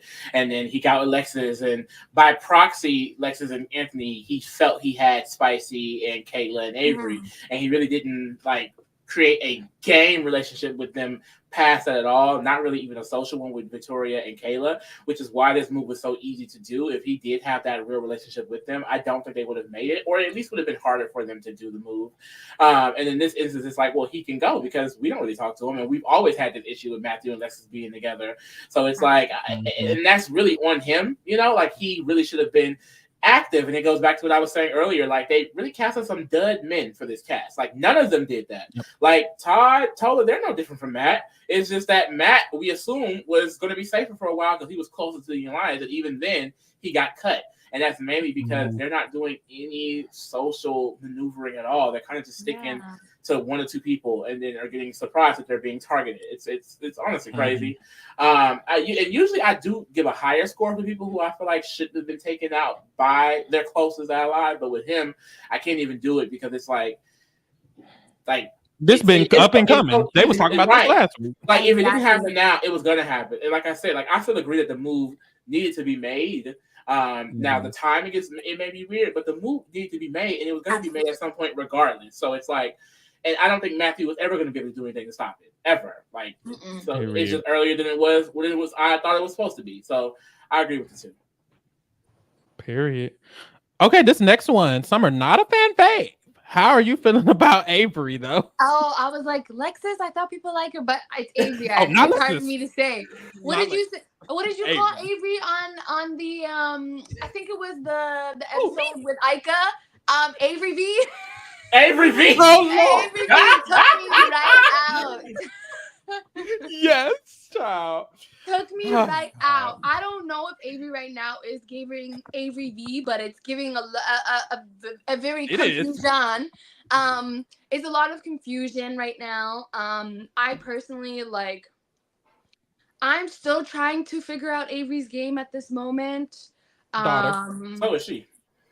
Yeah. I think that she definitely is still in the fangirl era. I'm waiting for the starstruckness to go away. It's kind of getting annoying for me, and it's no shade, no hate, but I still kind of see where it's spicy. Which yes, I feel that way towards spicy, but it would be different if we're in a game setting. And yeah, it's just this HOH kind of a flop for me. The nominations is you announced to the whole house that Goose is your target, and then now it's something else is going on. I don't know. It just doesn't seem like this whole thing was thought through, really. Everything just doesn't really seem well thought through. Not you dragging a little bit. I'm just honestly, here's the thing. You know, I'm gonna meet these people. If I mean, you clocked me. I'm dragging on because I'm not gonna do anything bad. So let's just say this. We're gonna give my girl a 2. Let's just. Oh Lord. No, actually 2.5. We'll do 2.5. Because she above Matt.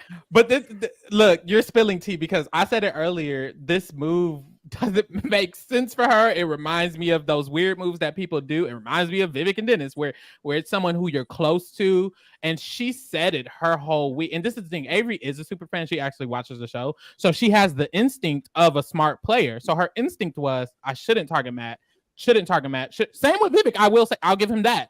Because Vivek and her are actually fans, their instinct says we shouldn't do this, we shouldn't do this. And she still did it. In a way, she was still convinced, just like Vivek was convinced. She was laughing and talking shit about him. But it's like, baby, you just got convinced. Why was I literally thinking the same thing? I was literally going to start off saying that. What difference between Avery and Vivek? Like you didn't think something. You didn't want to do something that was bad for your game, honestly. And you still ended up doing it because you were convinced. Matthew was not going to target Avery above so many other people. Elijah, he was just slandering Avery's name last week. Todd don't give a fuck about Avery. He totally even know Avery. Like it's so many people who probably would have targeted her above Matt. So even if the move was big, and this is what I said earlier, it's not a big move if that's your friend. No one thinks you taking out your friend is a big move. Anthony and Lexus have been talking about how Kayla is this week. Last week she was Avery. This week she's Avery La, because Anthony and Lexus talked about how Kayla wanted this move and how Avery is just their daughter. She's just their follower. Both of them. They think Kayla and Victoria are just making Avery do what they want each week. They taking turns running her week by week, and that's not good, baby. You're going to lose the game. So absolutely. And that's the unfortunate part is like, that's what Dennis said to Vivek is like, you think you're making a big move by doing this, but now you're seen as the betrayer. You're seen as the person that like, you know, doesn't have people's back. And this is what's going to happen to Avery. It's like, you call this man your best friend only to do this. So like, what are you going to do to me? You don't even call me your best friend. So like. And gag it, because Lexus is using this against her already. And she's telling Victoria, yes, this is great that Avery's doing this, but in the future, she's going to be the one who wants to get out the veteran. And maybe it's not working on Spicy V, but it might be working on Anthony, because he's in the room when she's saying it's going to come back though. It's going to come back. It's going to come back. It's going to come back. Spicy. Everyone's going to remember this. I can definitely see how Spicy one day be like. Yeah. As soon as Avery said that out loud, I was like, everybody and their grandma should know at this point, you could think about evicting Anthony, but don't you dare say it out loud. Yep. Don't even say it to the motherfucking wall. Oh, sorry, I swear. Is that okay? Exactly. Don't even say it to the damn wall. Don't say it to the DR. Don't say it to nobody, because it will get back to him. Like, yes, you might have he might have put you up, blah, blah, blah, blah, blah. But like, it's different type of power. It's different type of experience. Like, you know, exactly. I don't know. I don't foresee good things happening to Miss Avery. Because he knows now that he was almost even an option to go up. Yep, he was.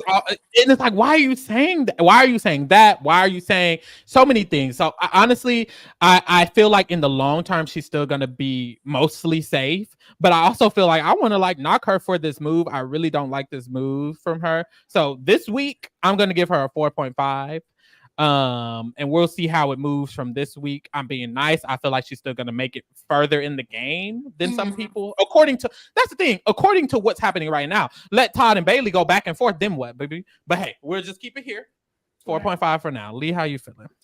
Yeah, normally, like I would have given her like a 6 or higher, especially because she was HOH. But I feel like I have to just knock her as well. Like, it's never, if you are sitting here saying that I am personally close with this person, it's not smart to take them out. Point blank in the motherfucking period. You're not going to get brownie points for saying, oh, I'm doing it for the group. Yeah, like, it doesn't matter if Matt is full on targeting Spicy and Kayla. It's not immediate, and it's not to a detriment of where you need to get him out now. Like, if he was going to be targeting him, it would have been in a position where it's top 5 and low key they need to go. Because don't you want to be in the end game? Like, I think people I feel like people forget that sometimes. It's like these people they're your friends, but they don't necessarily need to be in top 5 all y'all together. You know what I mean? It doesn't need like even the hot chocolate core. Like that's why I kind of respect them splitting up, because at the end of the day, all 5 of them getting to the end, it's not smart for 4 of them. Only one winner. It was the same with the cookout. It was only one winner at the end of the day. So it's like you have to play your cards correctly. And by taking out people that you have, especially over other people that you're playing so closely with, that's great, because now what's separating you from them? There's no one protecting Avery individually out of that group. She can't just go as collateral damage, and that's going to be a problem.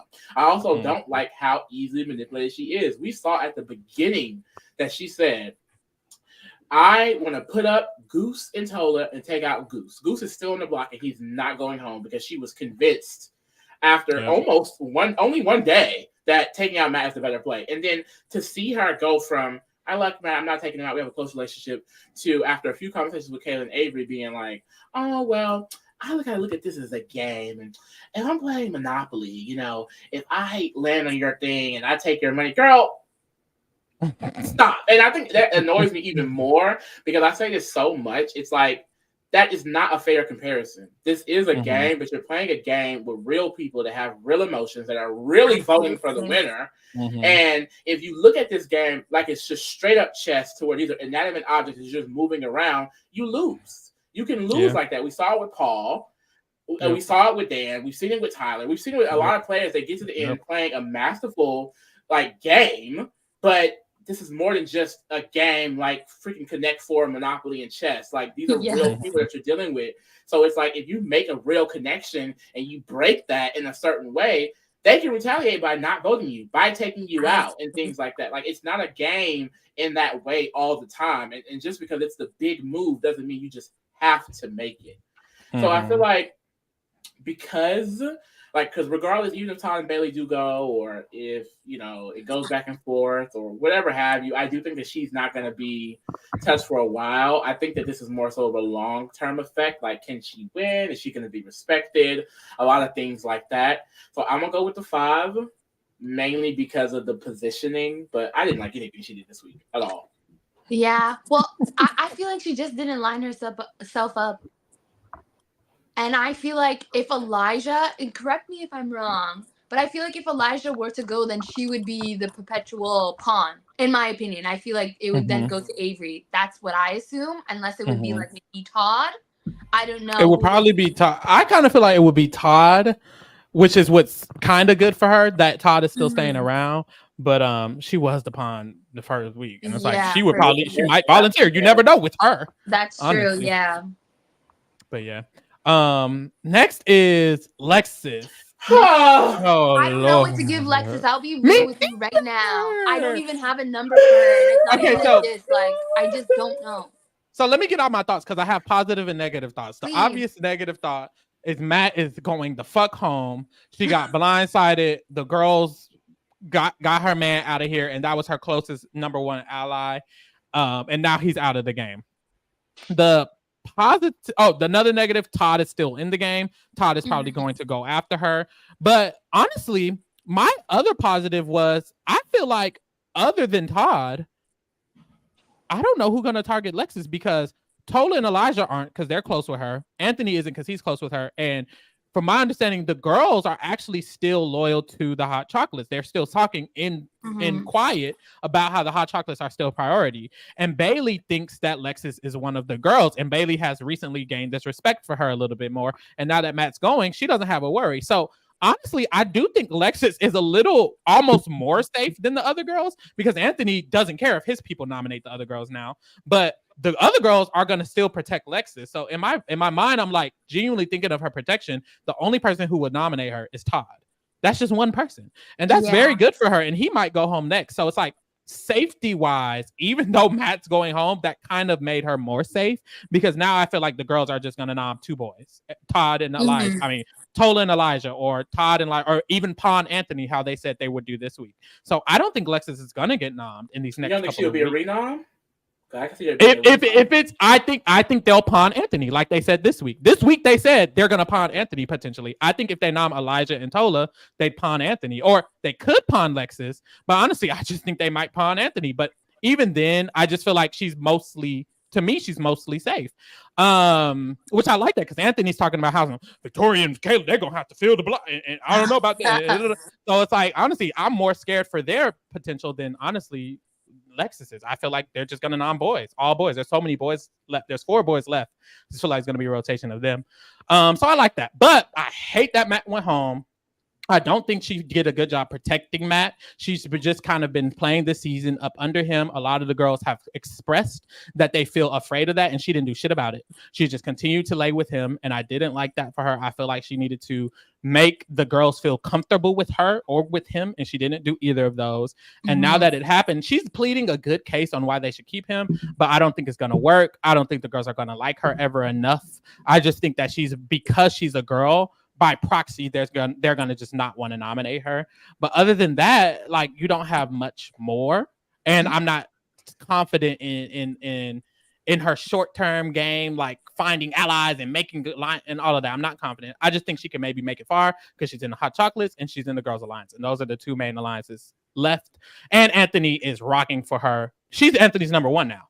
If you're Anthony number 1, I feel good about you. So, but she just had too many big hits this week. I'm just gonna give her the 4. Don't like all the negatives. True. Yeah. How you feeling, Summer? I would have to agree with you, like, to a T, pretty much. She was definitely someone that I was thinking, like, coming into this, I don't know what I'm gonna give her, because it seemed like the main issue with Lexus is that like, she was in a showmance. It was kind of pissing some people off because she was spending a lot of time. It seemed like mostly like Spicy V. A lot of person who got the most airtime is like, can I just relax in the sun without hair and kissing and stuff? A lot of the talks surrounding her definitely stopped, at least from what I've seen from the digital dailies and the episodes, which is good. Her showmance getting split up is good just to, like, keep those kinds of talks at bay. But then again, it's like, okay, I guess technically now with Matt leaving, well, we don't know what's going to happen, but with Matt leaving and then Anthony being the shield for her, that would be pretty good for her.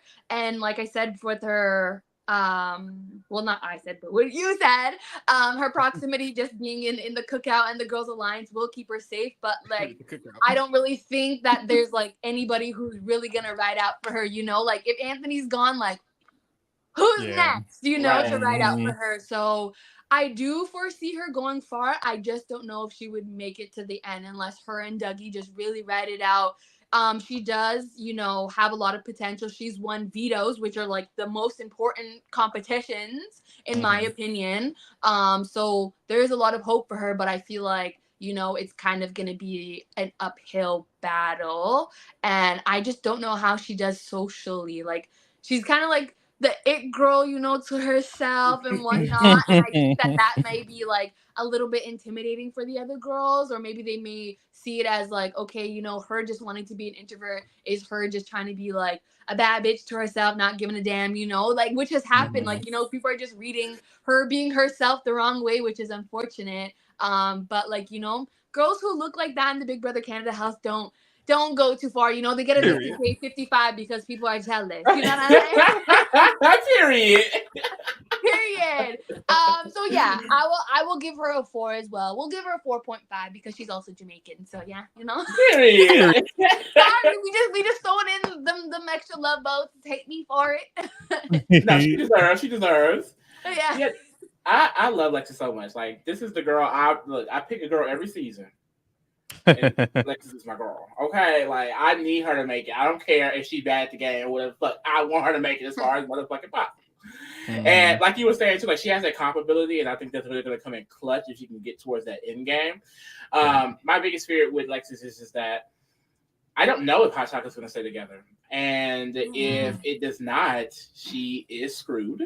I think that she will probably go even before Anthony because Spicy does not like her at all, and I do think that Spicy still has a bias towards Anthony in that sense. Like, when the 3 girls were talking, they said that they would choose, Kayla and Avery said they would choose Lexus over Anthony. And Spicy stay quiet, because I'm sure that's not her goal at all, depending on how that relationship is over the next few days. But that's my biggest fear. I'm scared that, okay, what if Bayleigh and Todd are able to win these next few competitions, and then naturally Anthony and Tola just go home? I think Lexus is going to be next. You know what I mean? I think it's going to be really hard for these girls to ever fully accept her as a true ally unless it's like a top 5 or top 4 situation where they feel like they need her vote.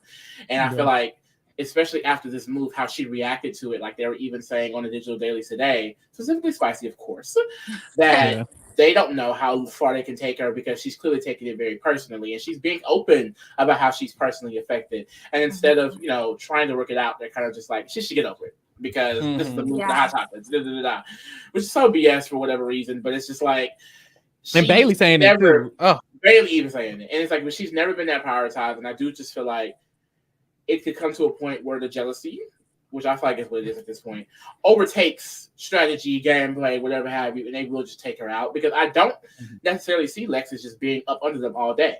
Like every digital daily, we even see the 4 girls, not even just the 3, the 4, Bayleigh, Avery, Spicy, Kayla, always around each other, strategizing and overthinking, being paranoid, making moves, all this other shit. And that's why they didn't have trust with Lexus, and I completely understand that. I mean, I truly hate when things like this happen, only because it's like the trust you didn't have is in a way of misunderstanding, because she was loyal. It's just that's her personality.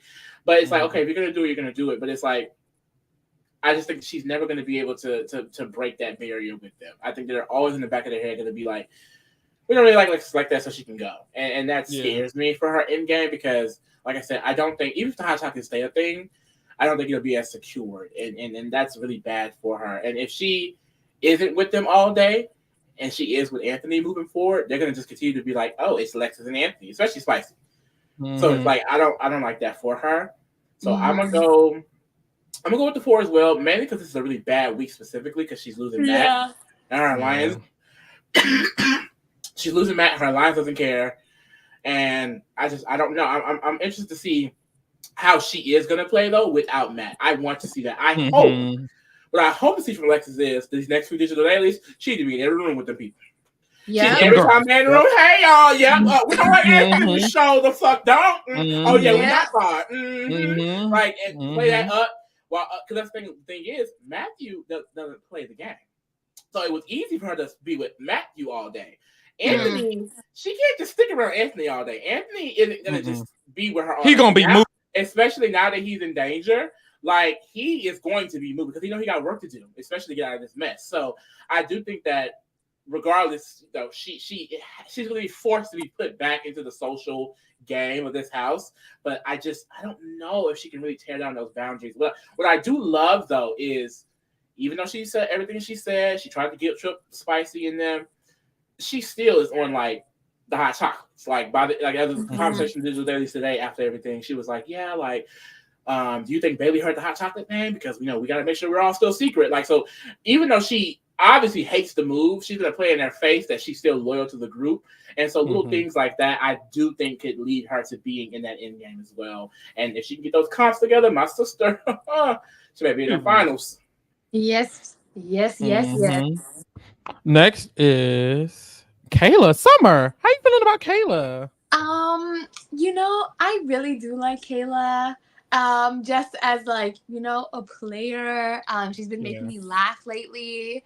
I think the slop is getting to her, or at least it got to her from what I've seen. Like, she. Well, I don't know when a player gets categorized as a comp beast. Like, how many comps do you have to win to be a comp beast? I feel like you got to be like a 3 or something. 3? She's not like, there. It's like 1. Okay. So I feel like she has the potential to be a comp beast, which is very nice to see. I think that she is insulated pretty well. Like, I don't really hear people saying her name apart from Matt and who's she taking out? She ate that up. Just Matt, really. Yeah, just Matt. So like, Todd said it a little bit, but after 2 people. Yeah, that's a perfect position to be in. You just got to worry about one person, and he's out the door. So that's great. Among the females, No one really said her name apart from like recently. And I guess like from a quick conversation, everything seems to be resolved. Yeah. I think. But I feel like nonetheless, like eyes are still not on her. I feel like I don't know what it is about Lexus, but I feel like eyes always just gravitate towards her in general. Like I feel like maybe Kayla can maybe cause a bit of a ruckus, but I think eyes still gonna always go back to Lexus for whatever reason. So yeah, I think we all know directors ain't a real thing. But it's still something. So yeah, Kayla, I feel like I will give Miss Kayla just a hard one. I'll give her a 7. Why not? Let's give her a 7. I love her. I might be a little bit biased as well. No, she is a hard one. Lee, what you thinking? Yeah, it is always hard. Like I want to go because I keep giving her a 6.5 because I think that she is really good socially. I love that she takes initiative in her game. Like I think outside of Spicy and Victoria, she really is one of the more active newbies this season and effective with her activeness too. She's not just barking at a wall and nothing happens. Like she gets shit done. You know, a lot of reasons why Matt is leaving is because she felt like he was targeting her, which eventually he definitely probably would have, and he needed to go. So I do love all of that for her. I just think that. I was saying this to Pharaoh off the podcast earlier. Like, my issue is, like, because her game is so tied with Spicy, like, I think Spicy trumps her with so many people. I think Spicy could convince Avery to take her out. I think that Kayla could go before Avery if Anthony and Lexus ends up turning on them. I can see Bayleigh and Todd choosing Spicy over Kayla. And, like, the target that you would assume Spicy to be, that is Kayla. You know what I mean? And Spicy herself is kind of throwing some of that on her. Like when she's having these conversations with Bayleigh, like, oh, Kayla's so annoying. Kayla did this. Why did Kayla go to Anthony and do this, this, and this?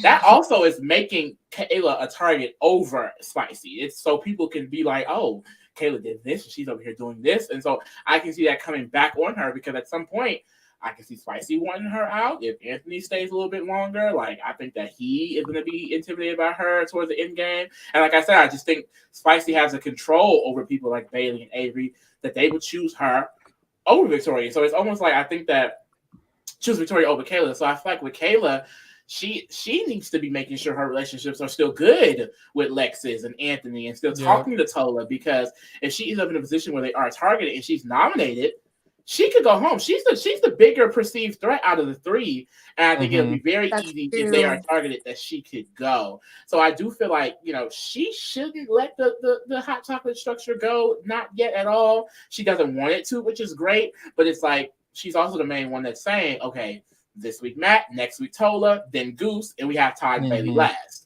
Maybe that's not the best for you, I don't believe. I really don't think so. The good thing about Kayla is that if she is in that end game, I think because of this perception, she could win.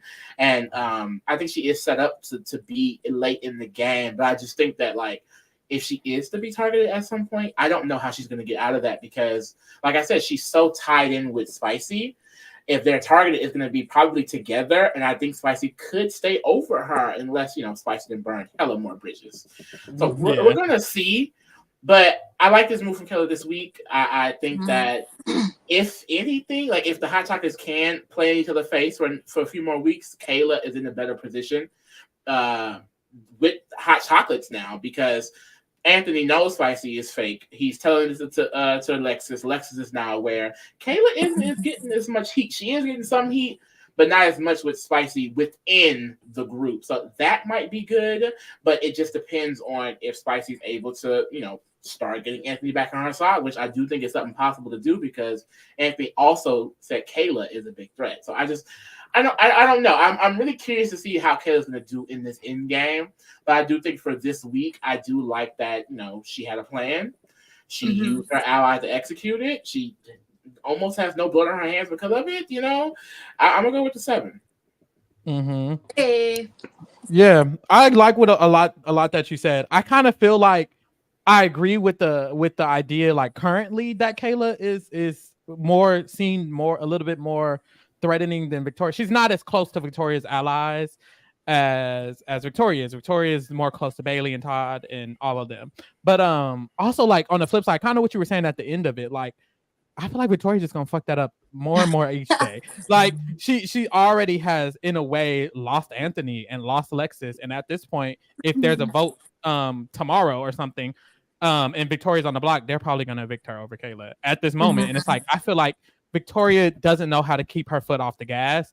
And even though right now she's doing better socially, that by the time it comes, because I don't think Kayla's going to get targeted until weeks from now, if it does happen, even Spicy. And I feel like by the time it happens, Spicy's just going to be more of a target.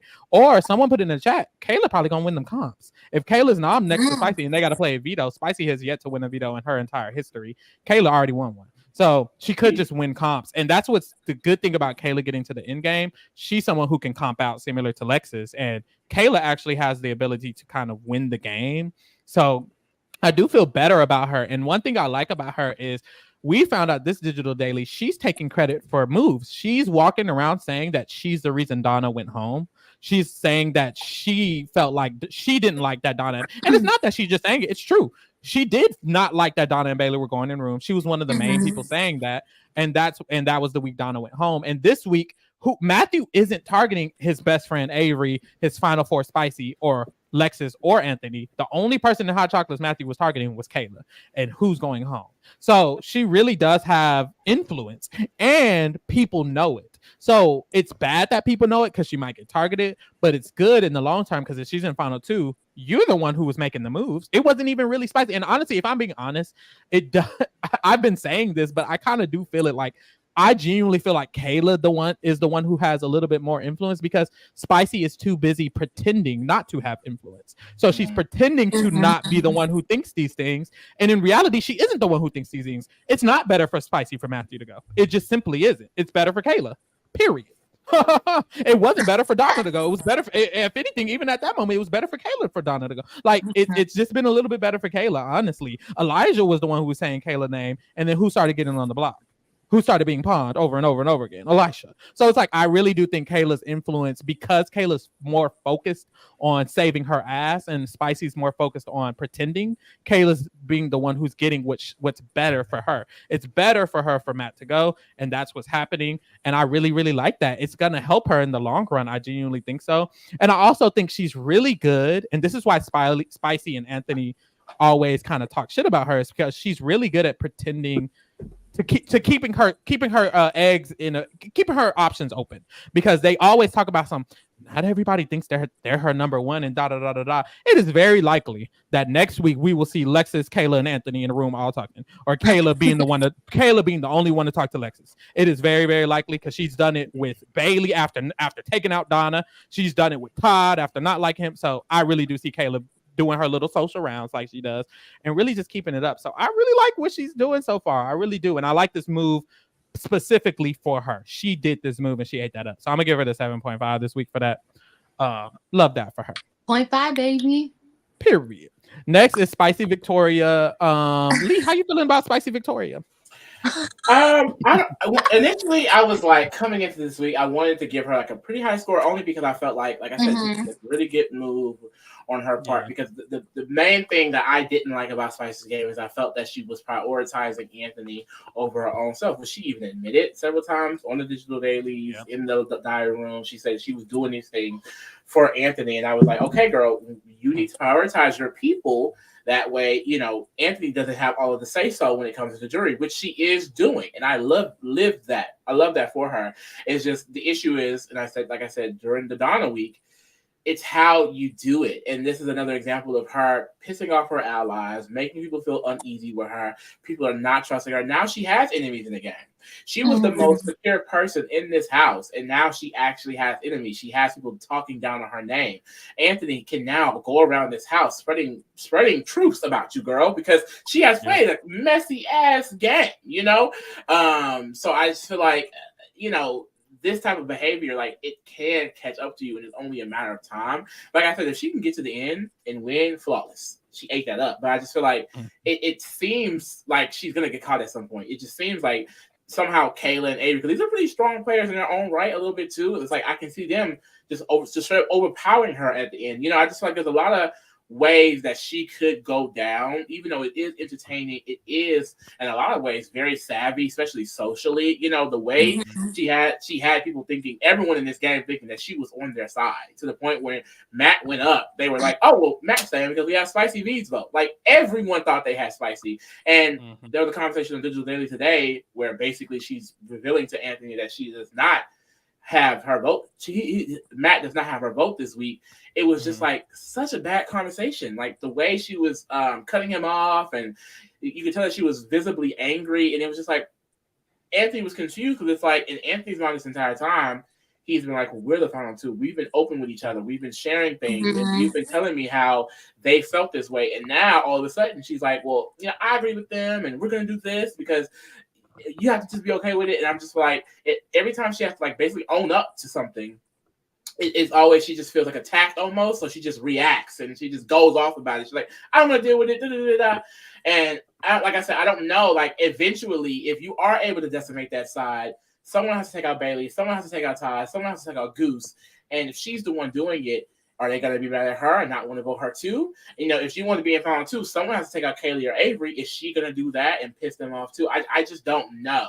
And because she's so, you know, here and there, I can see her linking back up with Anthony, you know, and who knows what that will happen, because I don't think he's ever going to trust her the same way at that point. And if she does link up back with Anthony, does she fully flip on the girl? I feel like Spicy can do anything in this game, and that's not always the best, because a lot of it is that jury management side of it, and I'm not sure how it's gonna be. I'm really not. Like, yeah, that scares me. But I will say, you know, if they are able to stick with this new group that they're forming, like let's say they all just go home in a row, and it's them in the end game, the three girls with Todd and Bayleigh. Even if Todd and Bayleigh were to start winning competitions, it's like they like Spicy. Spicy is guaranteed like top 3 with them. Like the only way she kind of fucks up now is if Tola, Lexus, and Anthony started winning back to back on their asses, because she could be in trouble. But even then, it's like, will they go straight after her? I don't really see it. So I do feel like she still has a lot of room to continue doing what she's doing. You know what I mean? Like, so, and especially like this week, like you would think these last 2 weeks her game will be fully exposed, and it's like, not really. Not until she chose to kind of ruin those connections. Nothing else is fucking her up until she started talking to Anthony crazy and he realized, oh shit, I don't have her. But all in all, I really do enjoy her position. I'm gonna go with the 7.5. Summer, how you feel? I am on the same boat as well. Maybe not a 7.5, but I'll give her a 7.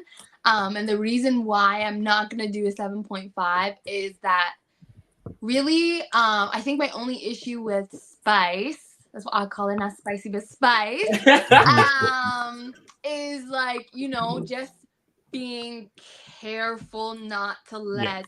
And I don't even know if it's because, like, say for example, maybe they got to have a few drinks or whatever. It'd be, you know, a little bit of the loose lips start to happen. But my only worry for Spicy V is that, like, she is just gonna say the wrong thing, maybe under the influence, maybe not under the influence, and it's really gonna mess up her jury management. Like, I really want to see her go to the end, and like, she's in a great position out of the 2 all-stars. Obviously right now, like, Anthony would be the one who's mostly targeted.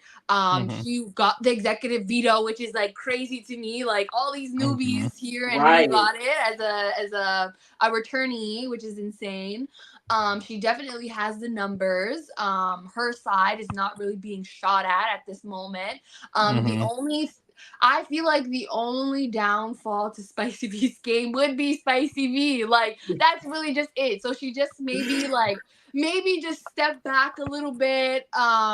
You know, maybe like channel her loving side a little bit more. Like, you know, if somebody pisses you off, maybe just communicate instead of being like, fuck you, and then run off. Because you literally have to think about all these things. It's annoying AF, but it's just like sometimes that deciding vote between you and someone else is like that one moment where it's like, you could have spoke to me nicely and you chose to be an asshole or whatever. That could be make or break. So that's what I need Spice to do, is just like, you know, maybe cut back on the seasoning just a little bit.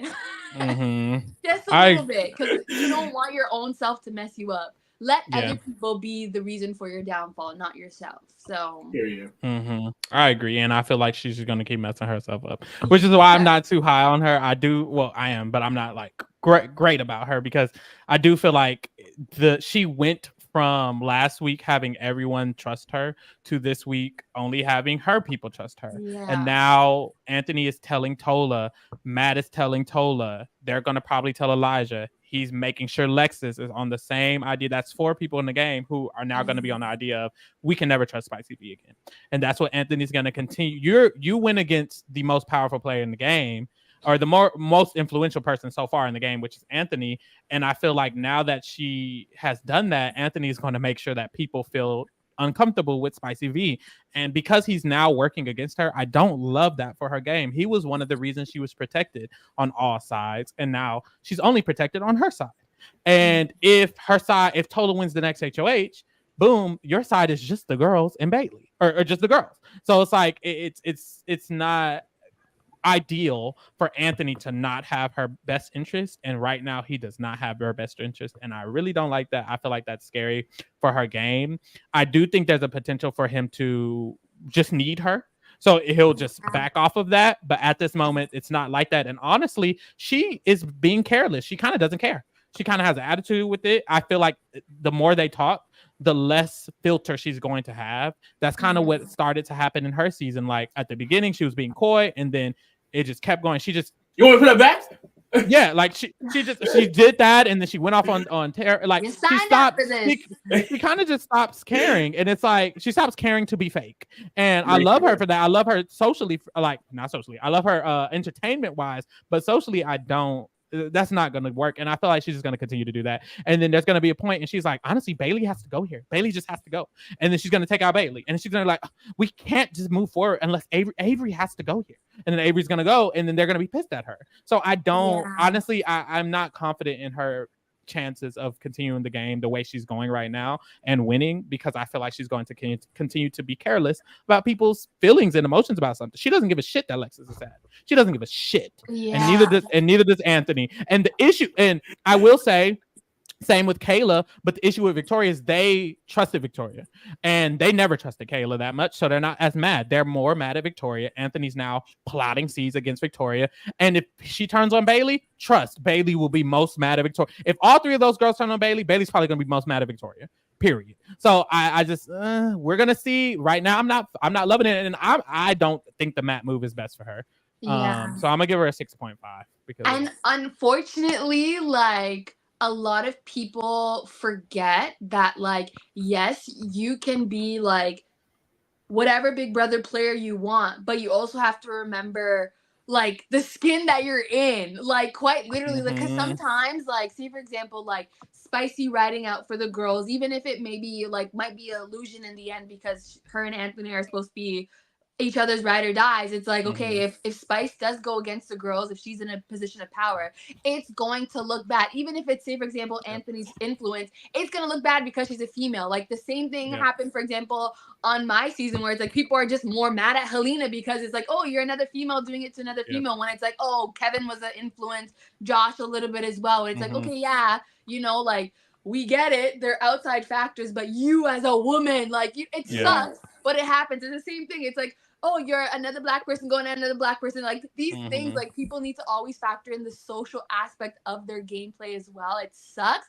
but I just don't want Spice like getting in a bit of a rut where it's like you're just naming people to name people, like talking about Bayleigh, talking about Kayla. It's like, what was the point? It's like they're not even going to be on the block. Like, she argued with Kayla this week. Why did you do that? She's too detrimental to herself. I would get and it's going to keep happening. Exactly. I would get talking about Lexus or Kayla or whatever if it's like, okay, they're on the block, but don't create unnecessary conversations that could be that will be used against you. Don't think that people are not playing for money. Like people will do crazy things. So that's my hope for Spice is like just less seasoning, please, for a bit. She has talked a lot of shit about a lot of people with Anthony, and Anthony never talked to her.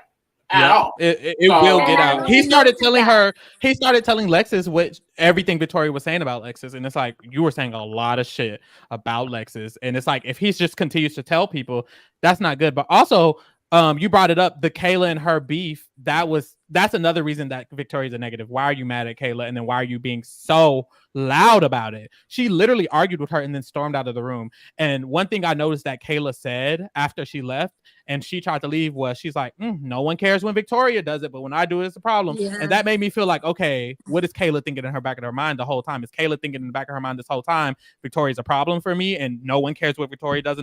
So that means in the end game, Kayla might be on Victoria's ass a little bit. So it made me, that's one thing that I'm like, Kayla's a little bit, I like that. And I don't like that about Victoria. So that's one more thing. Yes. But yes.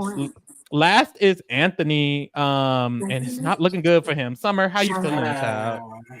This is a hard one. You know, I love Mr. Anthony, but like he doesn't really have the numbers like that unless he can figure out a way like he can transform it to the pretty girls. Bye. If you can do that, you know, the Anthony's angels, you know, if you can figure out a way to take the girls away from Spice, then I think things will be good for him. But like I'm looking at the people that are left, like once Matt's gone, like who the hell does he have? Really? Like, exactly. The females are gonna stand with each other. Elijah ain't really with nobody for real. He really doesn't have anybody like that. Nope. And like there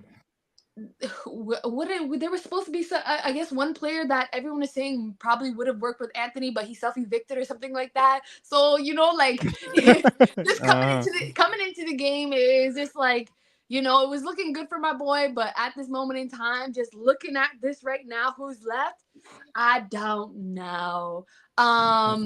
If it seems like in order for Anthony to really like start gaining some footing back, like he's really gonna unfortunately have to just throw Spice underneath the bus, and that seems like that's the only thing, which is unfortunate. Like I don't know what other options he really has. I'm looking at everybody like you trying. I'm trying to like figure out something. What his end game would be. I don't know who's taking Anthony to the end. Like who's gonna do that? You gotta be a dumbass. And then his position right now. I think the only person that's really talking. Well, no, Avery started talking about him. Todd's talking about him. I don't know if Elijah mentioned him at all right now. So we said that Anthony just has Tola and Matt, and Matt's foot is out the door. Matt's going on. I guess Lexus. Yeah. But Lexus is probably gonna have to ride out for the girls, unless she wants to do like a fomance with Anthony. I don't know, something. So yeah. He still has I was about to call them the cookout. There will never be another cookout. What am I saying? The hot chocolate. Okay, this is hard. Okay, I'm gonna give him a 6. I'll say a 6. I like that. I feel like a fall from grace. A fall from grace, and he might fall harder with me. This is my man, y'all. This is my man. So it's not about. That's what I'm saying. It's hard. It's not about that. But there's a lot of things I don't like about Anthony's game. I've mentioned them actually in past ratings when I didn't because I gave Victoria the highest score the first 2 rounds, I think. I don't like Anthony's. He's not good, and I said this on Twitter 3 times. He's so bad at defending his allies, and in his first season, all his allies went home, and then in jury Corey went home, and it's like every time your ally is targeted, they go the fuck home because Anthony is not good at defending his allies. He's only good at defending himself, and it's terrible for his game because there are so many genuine reasons that Matthew should stay right now for the hot chocolates in general, for Victoria specifically.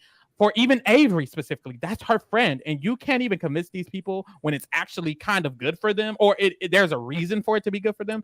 How can you convince them if it's not a reason? Like I don't like that at all. When they're asking him all week, because a part of them didn't want to put up Matthew, so when they keep asking him who is Matthew targeting, he's like, well, I know that he won't be targeting, me. And that I definitely have, influence over him. And Lexus we sent Lexus over there to him. And Victoria's like, oh, so is he nominating Kayla? And he's like, well, I'm not necessarily sure. She's like, probably Kayla and Bayleigh, right? And he's like, well, with Matt, it's interesting with Matt. And it's like, sir, she's literally telling you what she's thinking. She's thinking he's going to nom Kayla, and you're not telling her she's not going to nom Kayla. When Kayla asks, he's not telling her he's not going to nom Kayla. You're just allowing them to think he's going to nom Kayla. Even if he is, just lie and say he isn't. Or at least gain trust with yourself. Let them trust you and say, okay, he is nomming Kayla, but I'm going to make sure she's good. He doesn't do anything. He just sits there and kind of hypes himself up about it. Well, I do run Matt, by the way. He might nom Kayla, but I run him. Like, what? Like, you need to say more. And I really, really don't like that. He does not advocate for Matt at all. And Matthew's going home because Anthony didn't tell them he wouldn't nominate them. He just refused to tell them that. And it was so weird. And I don't like that. The way he talks to them is what makes people turned off about him. He damn near was the pawn this week. Don't like that. He argued with Bayleigh every week. That's wrong on both of their parts. That's weird. Matthew's going home. All he has is Tola and Lexus, and they have to win the HOH or he's going to be going up instead because Todd will nominate him and so will Bayleigh and shit, maybe even Avery and Kayla and Victoria. Like, it's not looking good for him, and I don't like none of that. I think the girls are going to still try to stick with the hot chocolates. Matt going home is less bad for him than it is for Lexus. I feel like it's worse for Lexus. I think he runs Tola. Lexus don't run Tola, and he still has this connection to Spicy that I think she still is going to try to keep a hold. Spicy reminds me of how she was in her season where she took out LaToya, aka Matt, but she still wanted to work with Tashawn and Jed. And I feel like with Anthony, she's still going to want to work with him, even though she's taking out all his allies and she's expecting him to work with her. And it's like, sir, ma'am, he's not going to work with you. But anyways, I think he has that positive, and I think he has the positive that he's a good player. But honestly, he's running out of wiggle room, baby. So I'm going to give him, honestly, I'm going to give him, what did I give Lexus? A 4. I think he's a little bit better than Lexus because his connection with Spicy. So I'm just giving him the 4.5. Yeah. It's bad for him. Lee? Yeah, no, like I do think he's really, really running out of options. Like I think I was saying earlier, I think one of the things he can do is try to get Victoria back in because basically his game is falling because he lost Victoria. Mm-hmm. If he's able to wrangle Victoria back into where she's fully loyal to him, he feels like because that's the thing. I think that she wanted to target his allies because she felt like she didn't have his undying loyalty anymore. She felt like he was prioritizing others over her, especially when he would protect Matt. He would protect Lexus when she would complain about them to him.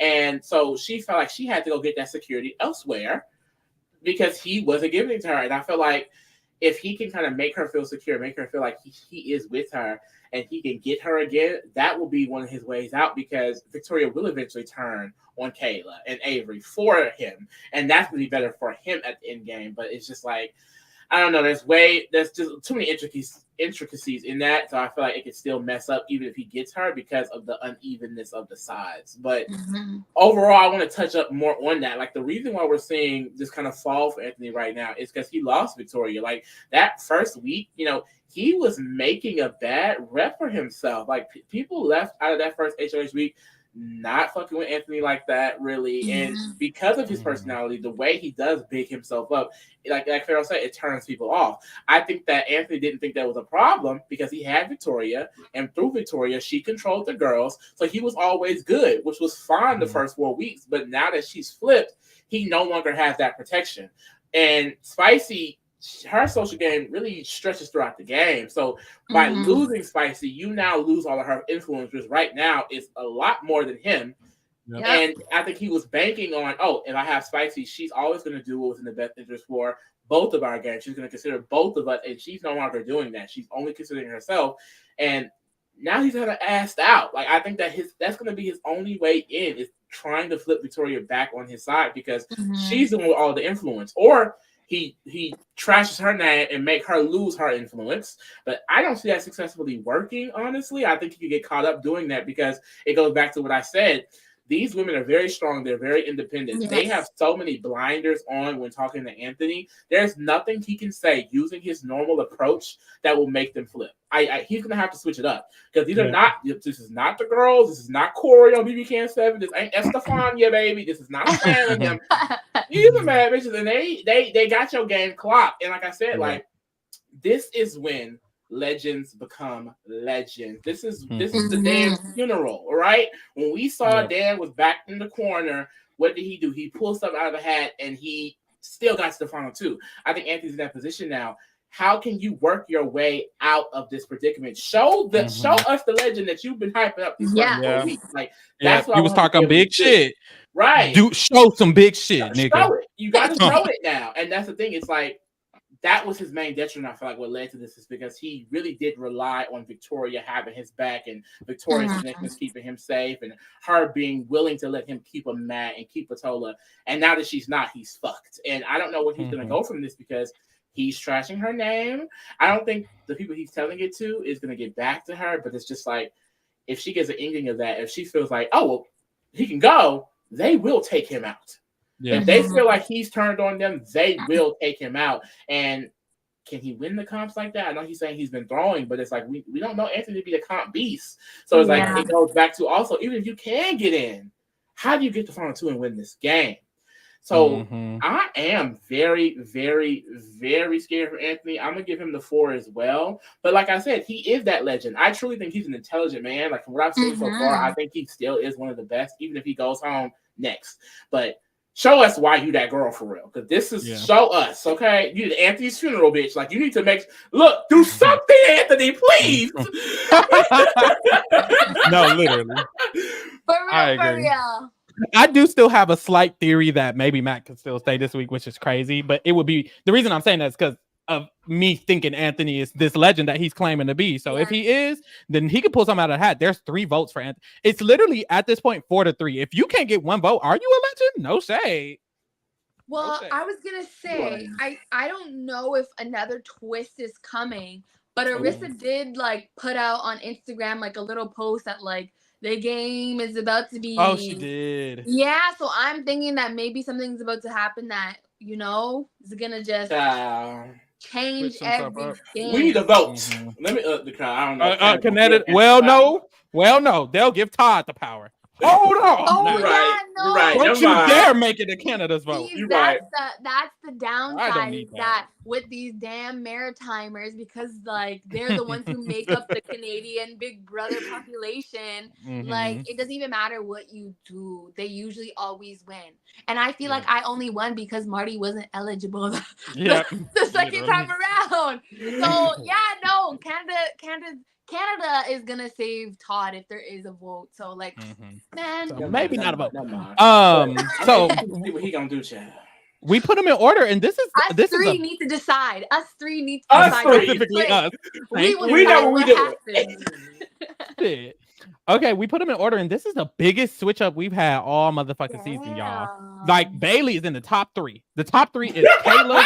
She kind of ate that.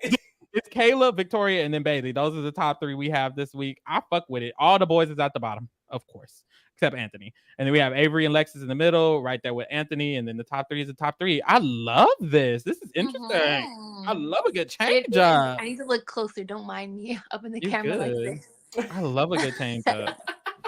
Damn. I ain't never seen nothing like this before. I still can't believe you gave Elijah a 0. Honestly, he might go home. I still think he might go home. I'm sorry. Shout out to Theodore. Thank you. Theodore says, love seeing Summer as the guest today. Hi. I'll have to watch this back tomorrow. Keep it with the great pauses. Thank you. Oh my God, you're so great. Thank you.